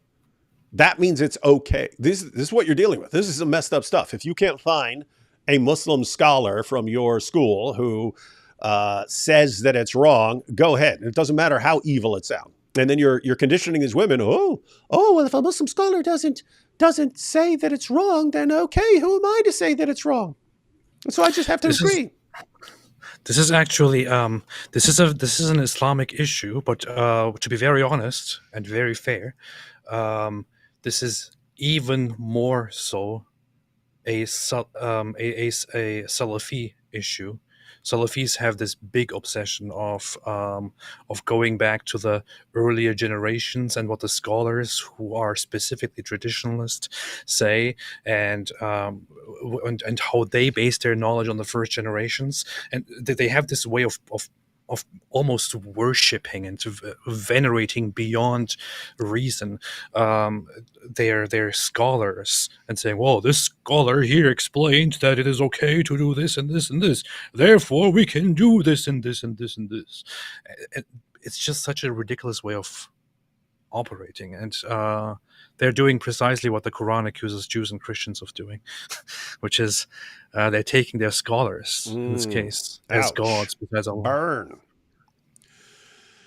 Yep, that is an issue. Valid point there. Valid point. So, yeah, don't think that all Muslims are like these guys. Sadly, this is just a version of Islam that is becoming very, very popular on the internet. So, yeah, rough stuff, man. Rough stuff. Moreover, even the Prophet Muhammad himself. I mean, there's a verse in the Quran, وَإِذْ أَصَرَّ النَّبِيُّ إِلَى بَعْضِ أَزْوَاجِهِ حَدِيثًا. If no one thought about this verse. When the Prophet, he kept a secret from some of his wives.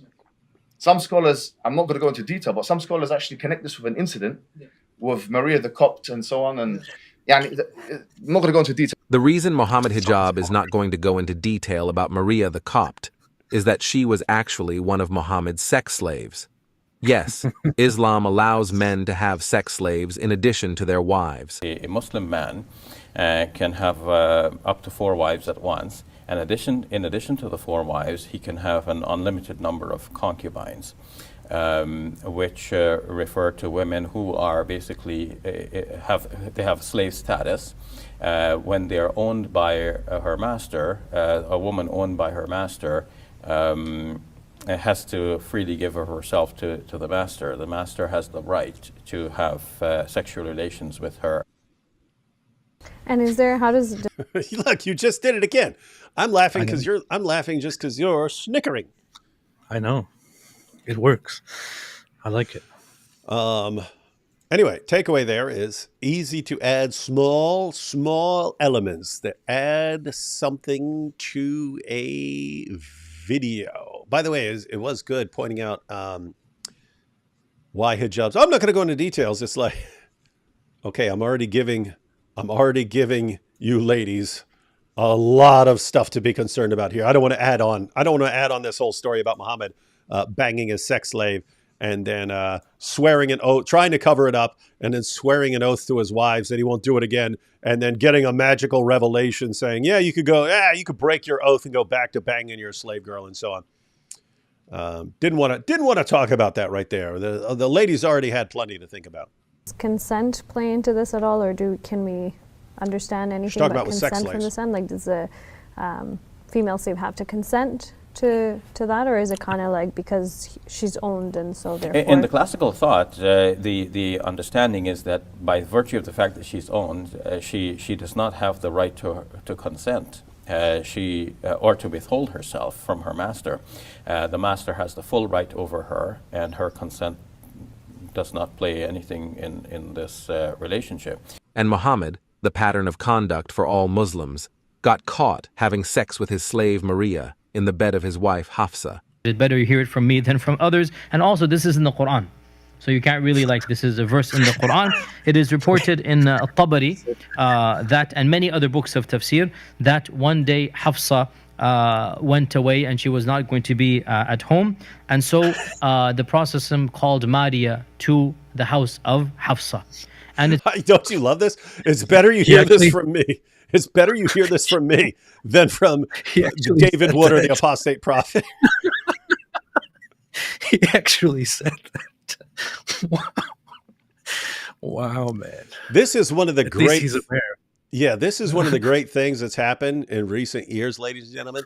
For centuries, these kinds of guys would have kept this completely hidden from their listeners and followers. They got to the point where their followers are hearing all these criticisms and issues, and they're only hearing them from us. And then this guy actually realizes it's better off if they hear it from me. That way they don't come up to me and say, why are we only hearing this from the critics and we never hear this stuff from you guys? You guys don't talk about this stuff. So it's a kind of inoculation. Let me go ahead and tell people about it in a safe environment. And then when they hear it from the apostate prophet, it's not as bad. It's like he's saying the quiet part out loud. And he just blurted it out, right? It's better you hear it from me than from better you hear this. Yeah. Otherwise, I wouldn't tell you. We can't deny it. It's straight out of the Quran. Sir, opening verses of Surah 66, ladies and gentlemen, if you're wondering where. So happened that Hafsa returned earlier than she was supposed to, and she saw Maria leaving her house. So she became extremely enraged, and she became irritated with the Prophet ﷺ. Yep. And she said that, Ya Rasulullah, is that how much, how do I translate this, respect you have for me, or is that what you think of me in my house and on my day? Yes. He didn't. You guys catching this? On my day.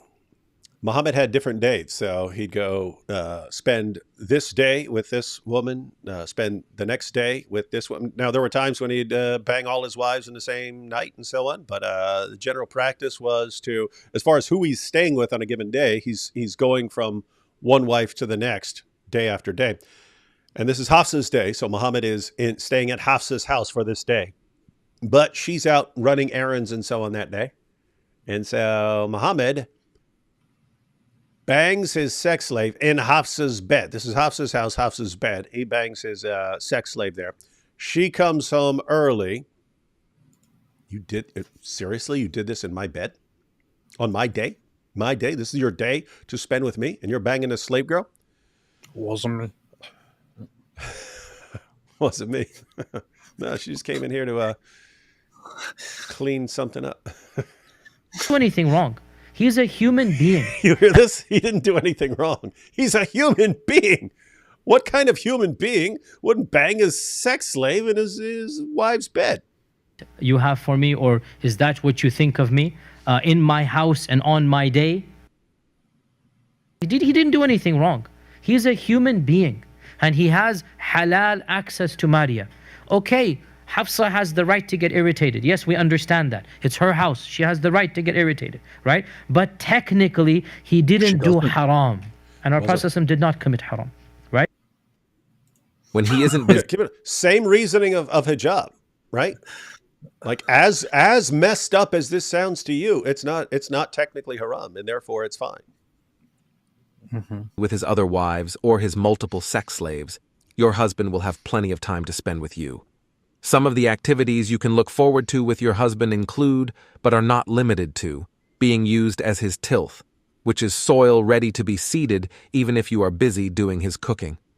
Regardless of what she's doing, whether she's busy cooking or whatever, when her husband calls her for that particular act, she should be ready and willing to engage. Scraping semen off his clothes. That he talks about, or that they usually talk about these things that are totally absurd and not very much acceptable to the average person, but then they use these nice words to not be too explicit for that particular act. Yeah, and Shabir is doing the same thing Yasser Qadhi's doing.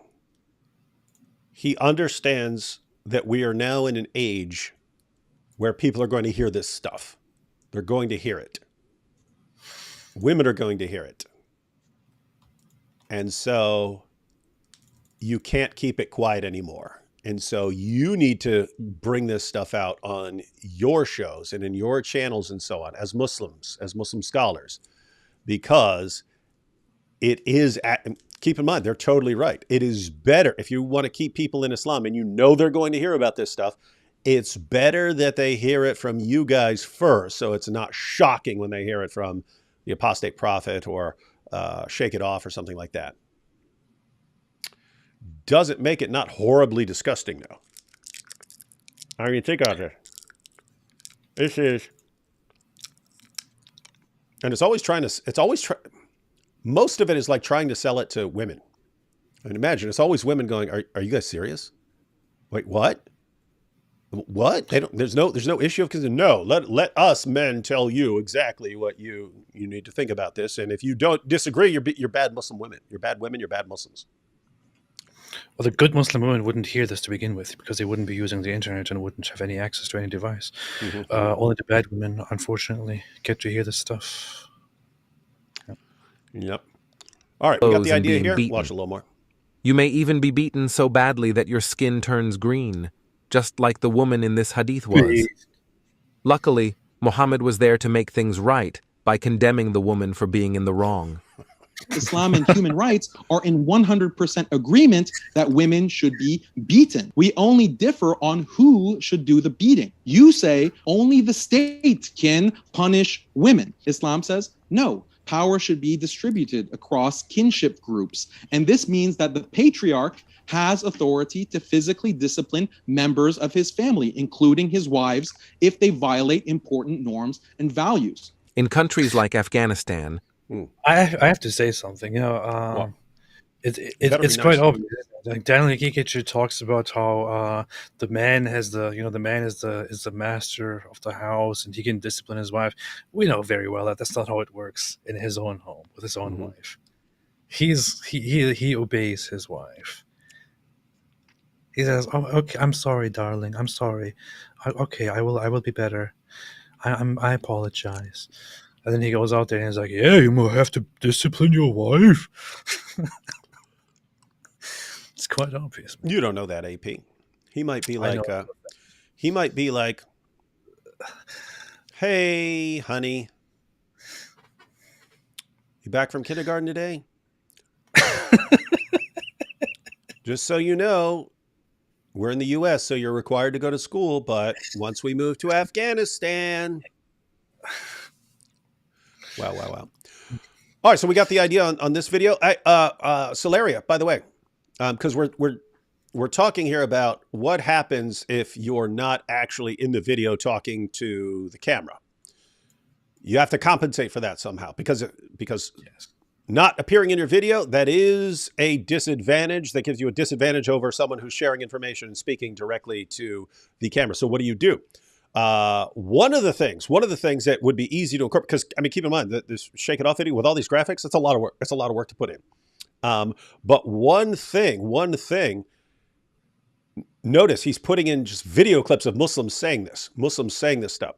So having the sources on the screen, notice you had sources on the screen, he's putting sources on the screen, but he's also including clips of Muslims saying this stuff. So that by itself, even if it's just you talking and you're putting sources up on the screen, if you have, you're basically looking for something that's jolting people's brains and any sort of change. That's why people change camera angles in and out. They keep zooming in and out and stuff like that. These are little, they help hold people's attention.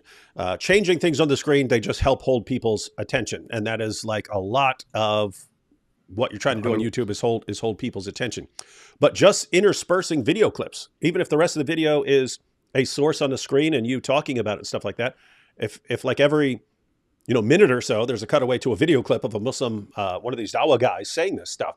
That all helps with the attention. So that's the main issue is if you're not actually appearing on camera, how are you holding people's attention? But you can watch a video like this, and this goes for any video you're watching on YouTube. If you notice something that someone is doing that helps hold attention, you can say, oh, how can I incorporate that into my stuff? All right, so guys, that was the first 6.5 minutes of a 30-some minute video. That is over on the Adventures of Shake It Off. Link is in the description box to the channel. Also, the link to Celeria's channel is in the description box. Check those channels out. Give feedback too, because Celeria is new to making videos and stuff. So go watch some stuff, give some feedback, because you might be seeing something that we're not seeing that may actually be helpful. And also Shake It Off's video. If you are over there and you see something that would be a way to improve those videos in any way, do that. You can tell us too. We're not going to listen to you because we know it all. Yeah, if you see something that we did not see, then of course it could be something to appreciate. That's why I said it. I wasn't even going to say anything. Yeah. Continue. And guys, if you critique us in any way and say, hey, you can make a video by that, we're blocking you. Yeah. Because who are you to tell us? Who are you to tell the great D Wood and AP how to improve our stuff? Oh, dare you? No, guys, I mean, I was doing YouTube, 2008, 2009, stuff like that. So I've been on a long time. I still learn. I will still watch a tutorial. Someone's coming out with something. I still pay attention when someone does something and I really like it, and I go, oh, hey, how can I make that work for me? All right, take some super chats. Hey, David wants to make things work for him. He wants to make people work for him. He wants slavery. The difference between the angels in the two books. Oh, this is your comment on the angels earlier. Difference between the angels in the two books is because the ones in their Quran are actually demons, just as Muhammad first suspected. Yes, he did. Terrible. Not sure how I didn't bring that stuff up at Speaker's Corner when I was making fun of Muhammad. I could have gone the whole, and he thought he was demon possessed. And he delivered the satanic verses. Whoa. David Garkwood Wood, the 6 or so Mo's Boom Boom Room episodes you have just not released or you're still editing, will they be on YouTube or Patreon? The first one back, I don't know why, because I had 6 or so episodes that I have not released. I wanted to release one in particular first, and it was the one that I could not find. But I found that a few days ago. It was here on the desk when my wife straightened things up, and it was, anyway, it was here in an envelope. But that will be out this week. That will be on Acts 17 Polemics. Acts 17 Polemics. That will be there. And that will be Muhammad meets David Wood. Doesn't get any better than that. But I will also share that on Patreon and so on. Matter of fact, that will be early release on Patreon and for channel members and so on, and in the X17 community. What would Andrew Tate say if he knew Muhammad was mud wrestling with Jibreel in their special cave? It's a good question. It is. It is. Roses are red, violets are blue. I don't know what means. Roses are red, violets are blue. I don't know what means, and neither will you. Noise. Could it be that Peterson just overthinks? That would be a fair claim that Cosmic could have brought. Are you sure you're not just overthinking this? Right? Like, they just want to know if you think if someone walked out of tune. That's it. You're overthinking it. But I don't know what it means. That people have who think more deeply and in more advanced ways, who are more intelligent than others. Like, this is something that happens with me whenever I interact with any other human. I know that I'm far superior, and that whenever we talk about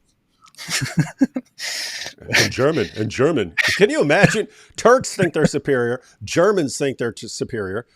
He's Turkish German.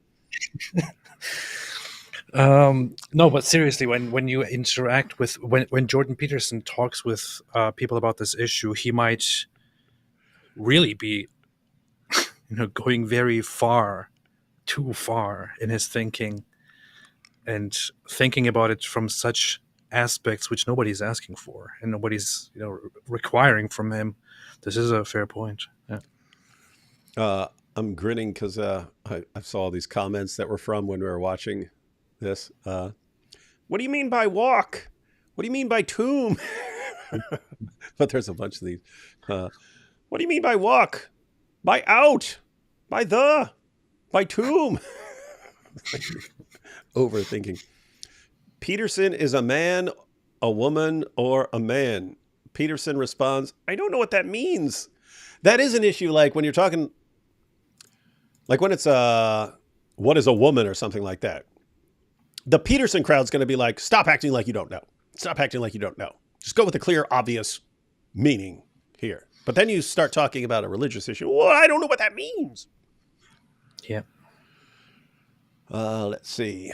I don't care if JP is intelligent. Either you believe in Jesus' resurrection or not. You don't fool anyone else. You don't fool God. You only fool yourself. It comes down to faith. Based. Well, I care if JP's intelligent. Intelligence can be a good thing. But he did say he believed Jesus walked out of the tomb. So in your face, atheists and agnostics. Do you believe Jesus was actually resurrected?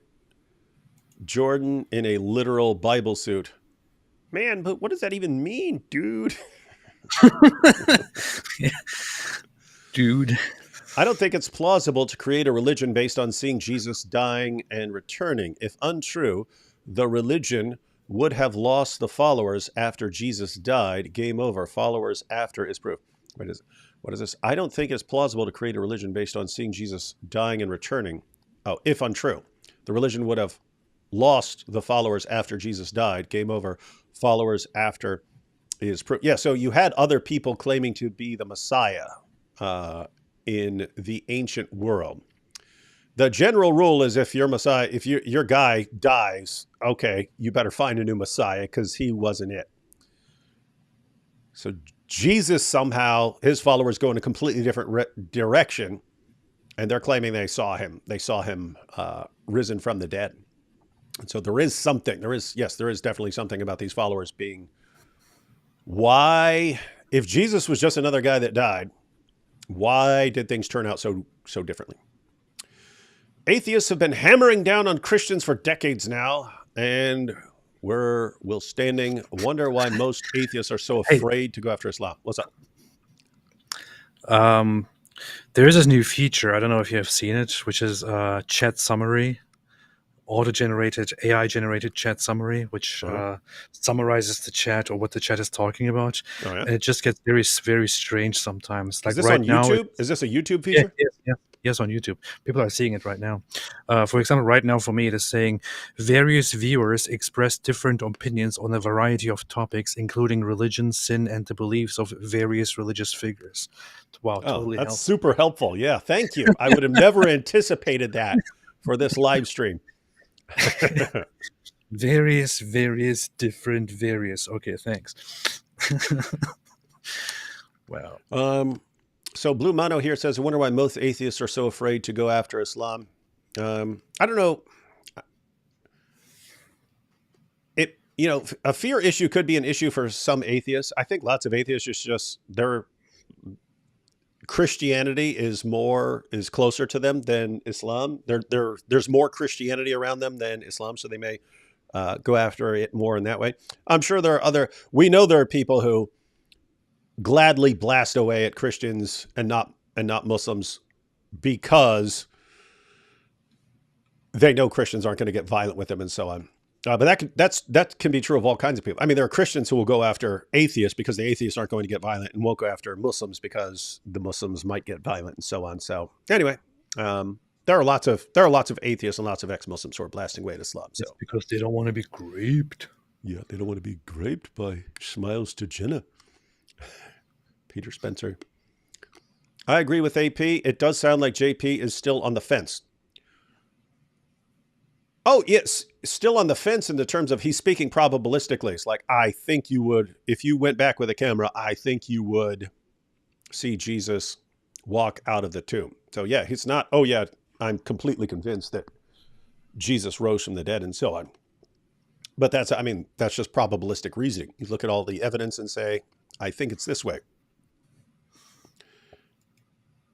And so you could ask as a follow-up, hey, if you had to put a percentage on it, what do you think? Like 90%? Like 90% sure? Like 80%? If I had to guess, I think since he said he said something like probably or something like that, he might be like 60% or something like that, 60, 65% thinking that someone actually walking out of that tomb is the best explanation for what ended up happening. The chat summary sounds like Jordan Peterson. You sound like Jordan Peterson. Actually, the question left wiggle room for JP to affirm a spiritual resurrection or apparition like the Gnostics did.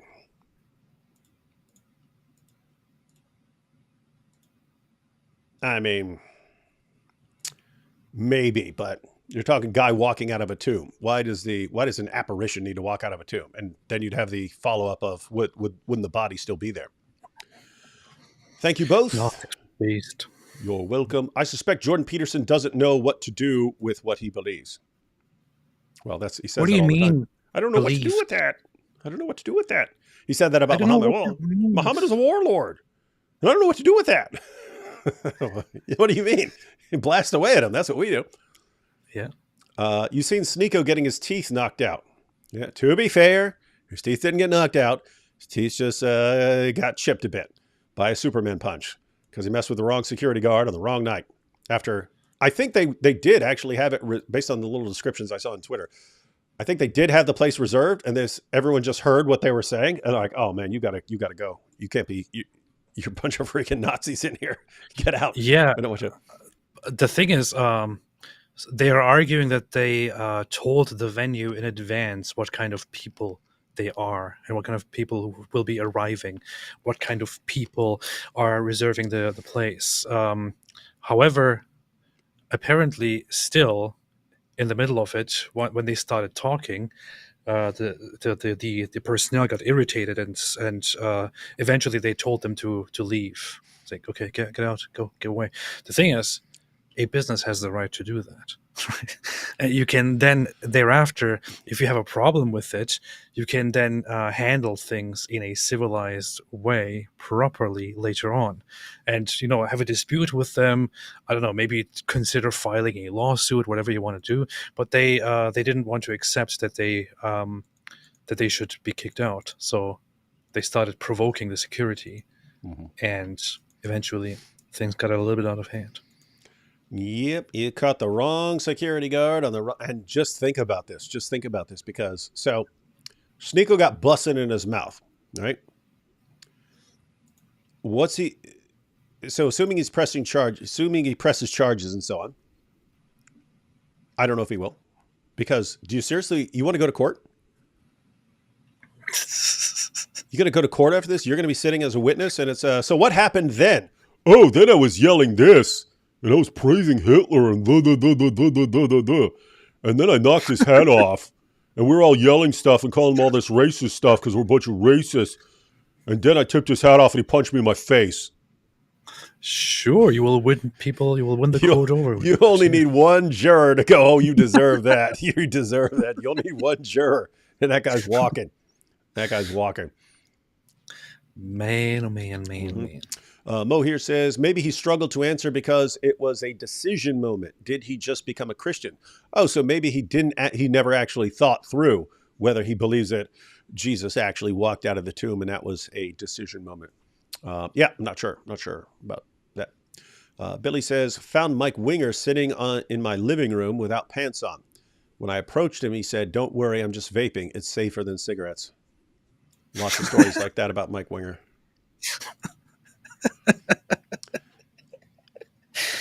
What do you mean by I have no idea what it means? What do you mean by tomb? What do you mean by time?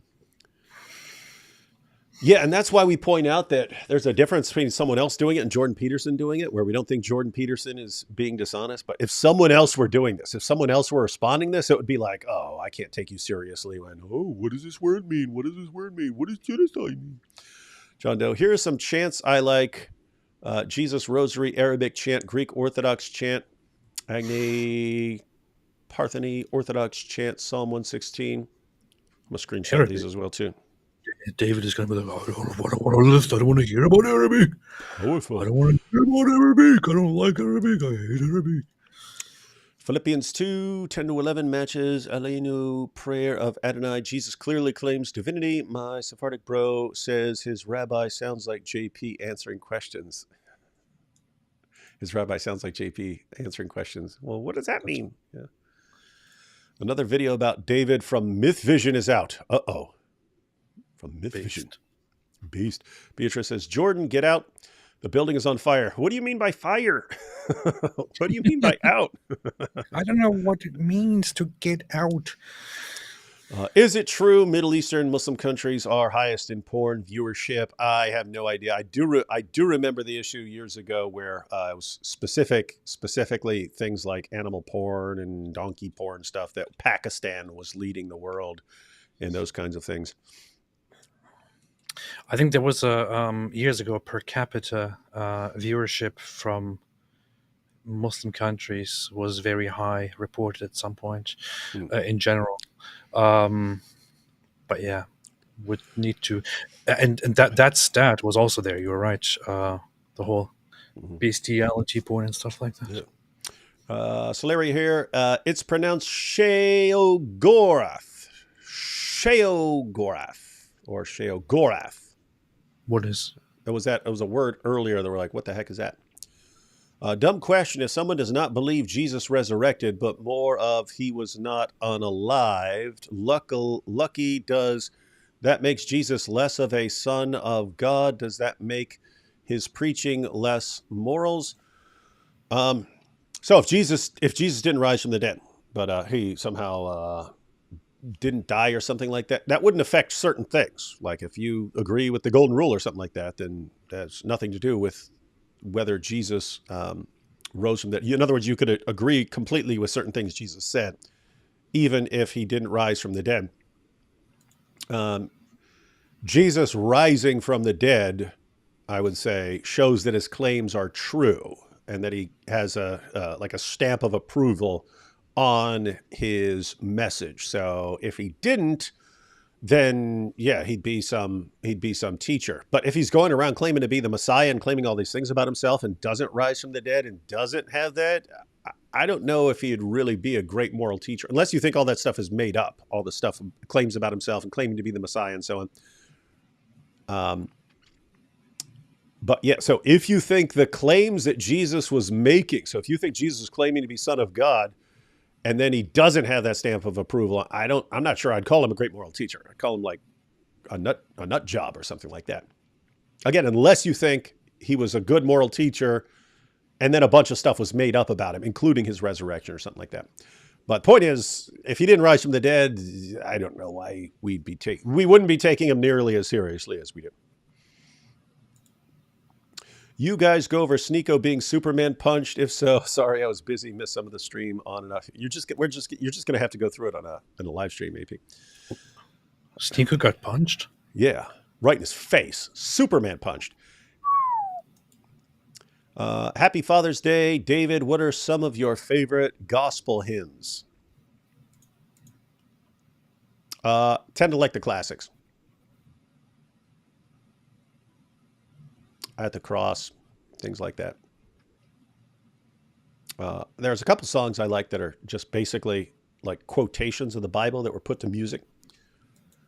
Just like, seek ye first the kingdom of God and his righteousness. People made entire songs just like singing verses of the Bible. Kind of like those. The end of Islam cannot come fast enough. True. Happy Father's Day to both of you. Thank you. Thank you, thank you, thank you, thank you. This is truly a great made-up holiday. Jesus was Palestinian, and he would have been against what his brothers did on 10/7 and how they abused children. Oh, okay, so this is a response. If someone said, hey, Jesus is Palestinian, I said, okay, so he's Palestinian, and he would have been against what Hamas did on there. So what are you trying to say? Yeah, but Palestinian would be like calling... I can't even think of an example right now because it's so dumb. It's dumb. It doesn't make sense. Philistines mean invaders in Hebrew. Interesting. Donation, not from the Zion Dex.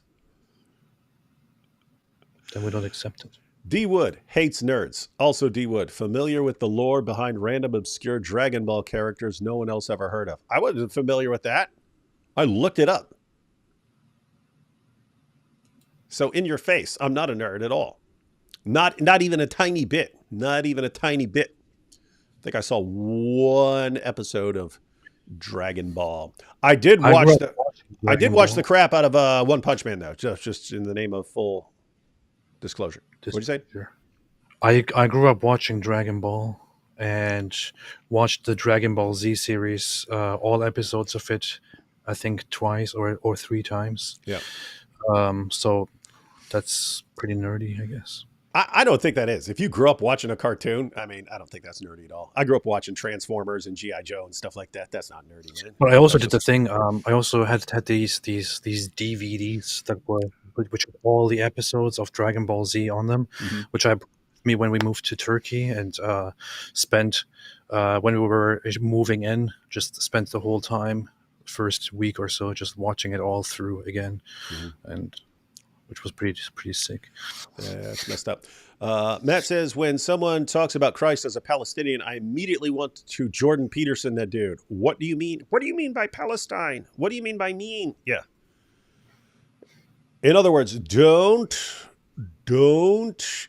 instantly think that somehow they have put the burden of proof on you. If someone's making some weird sounding claim, first step, ask them to clarify their claim. Tell me what you mean by these things. You don't need to go full Jordan Peterson. Well, what is the? And you don't have to do that. But what do you mean is Palestinian? Tell me what that means. What do you mean? Sounds more like Celeria Rosencroix. What does? Yes. D. Wood, have you heard the conspiracy theory for some Protestants that the Catholic Church is behind Islam? Yes, I have. Too many Christians hate each other instead of uniting. Yeah, it's funny. I even heard that it was the Jesuits who invented Islam. You know, the Jesuits that wasn't founded until centuries after Islam.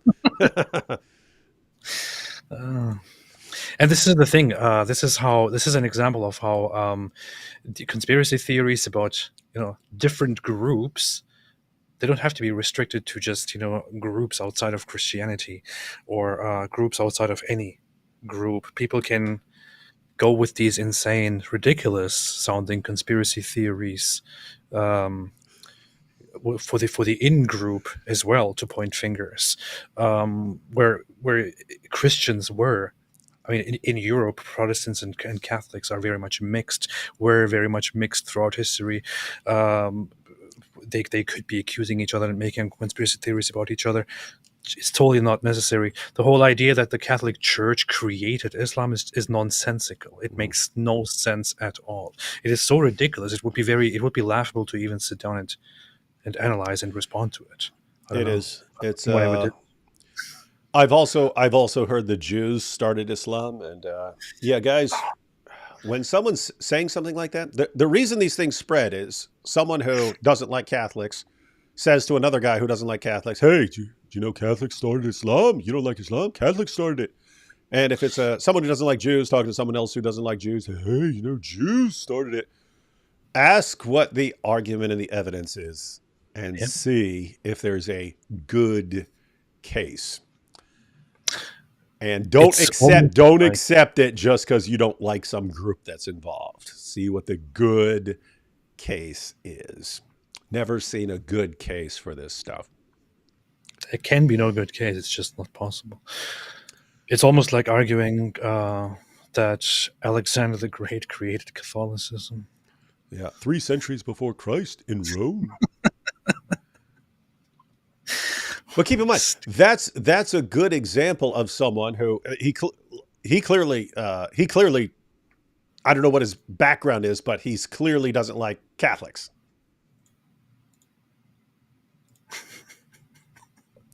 Sheikh Yusuf Estes clearly doesn't like Catholics.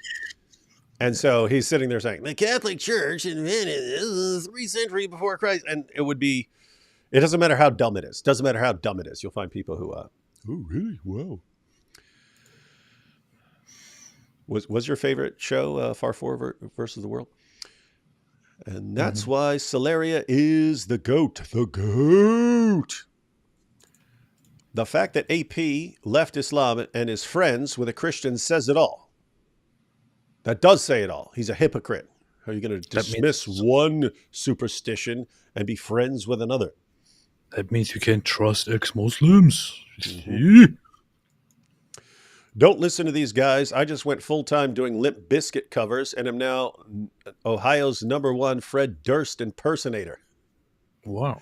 Oh, this is on the Pink Floyd cover. No, you can do Pink Floyd covers all day long. Just keep them on a separate channel or you would have severe problems. You would have significant problems with massive channel confusion because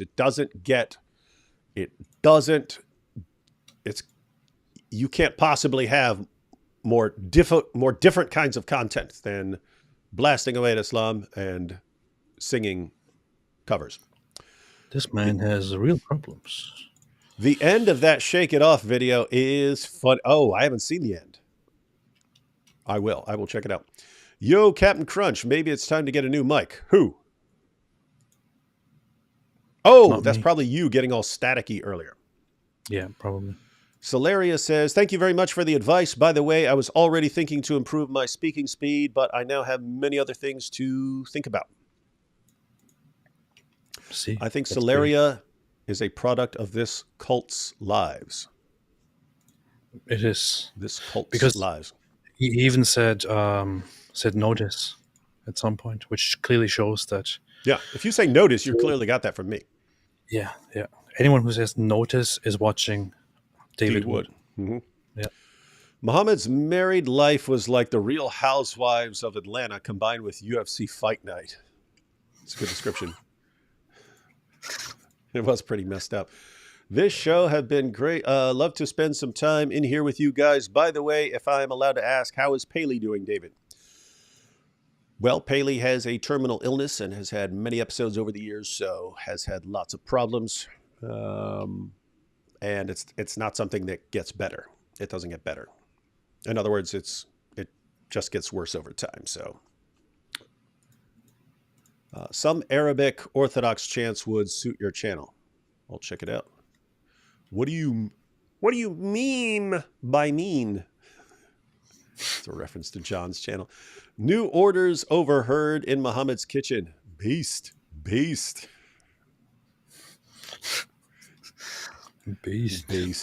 We need a cooking channel where we just go beast. Yeah. Hey, Dr. Wood, I've been watching you and other skilled polemicists, philosophers, and I think the field might be my calling. Any tips? Polemics. Talking about polemics. Yeah, so you're going to have to figure out how you want to be doing that, whether you want to make videos or if you want to be posting somewhere or speaking or writing or what. So you got to figure out how you're going to get the information out. I would say there are so many people criticizing, let's just take Islam, because I don't know if that's exactly what you mean. But if you're talking about going after Islam, for example, there are lots of people criticizing Islam. So I would pick something and become really, really, really good at it. In other words, a particular argument. Become the go-to guy on a particular argument. Read everything. Yeah, figure out everything the Quran says and the Hadith say and the Muslim sources say on a particular topic and become really, really good at it. Because otherwise, if you're just like doing general criticism of Islam or something like that, there's a ton of that out there. If you become really, really adept at something specific, then people who are doing general stuff, you could still, there's still a reason to go to you specifically. So anyway, that's you can always ask for more info in the future, but I don't have a lot of info on what you're interested in right now. But yeah, I would say pick something you're interested in, because you don't want to get bored with it after a year or something like that. So pick something you're interested in. And yeah, I would say specialize in something. Two more, please get Bob of Speaker's Corner on. That's a good idea. I just saw Bob, and we were at the same conference in the UK just recently. And then, but yeah, I've had Bob on live stream before, but yeah, we should get Bob back. I need to have him on too. Yeah, we should. They're doing great work over there. I have more belief in Dragon Ball Z than I do in Islam. Yeah, so if you ask me, is Dragon Ball Z true? I say, well, it's more true than Islam. They say, but Islam's a big religion. Dragon Ball Z is a TV show, but yeah. But I have more belief in it. It's more true. That's what they do. That's what they do. All right, guys. We are coming to the end of Father's Day. Oh, no. Oh, no. What? No. Another 364 days of being completely unappreciated in this world before there's finally another day dedicated to us.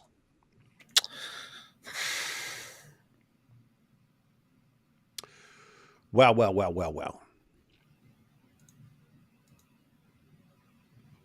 That's what they do. That's what they do. All right, everyone. So again, got the links to Celeria's channel and Shake It Off in the description box. Also, if you want to finish watching the discussion between Jordan Peterson and Cosmic Skeptic, pretty refreshing, where you have a discussion with people who disagree on a lot of issues, but are actually trying to clarify things and learn things from each other and so on. Pretty good discussion there. And what else? Oh, I got something to talk to you about, AP, right after we're not live. No, I'm not going to. Too bad. All right, everyone. We will catch you all later. I'm not sure what we got planned to come. I'm not sure when we'll be live next, but we definitely need to go through the Superman punch to Sneako's face. Inshallah, soon. For some reason, I think that's going to be a very popular clip for a very long time for Sneako fans everywhere. Inshallah. Powerful stuff. Catch y'all next time.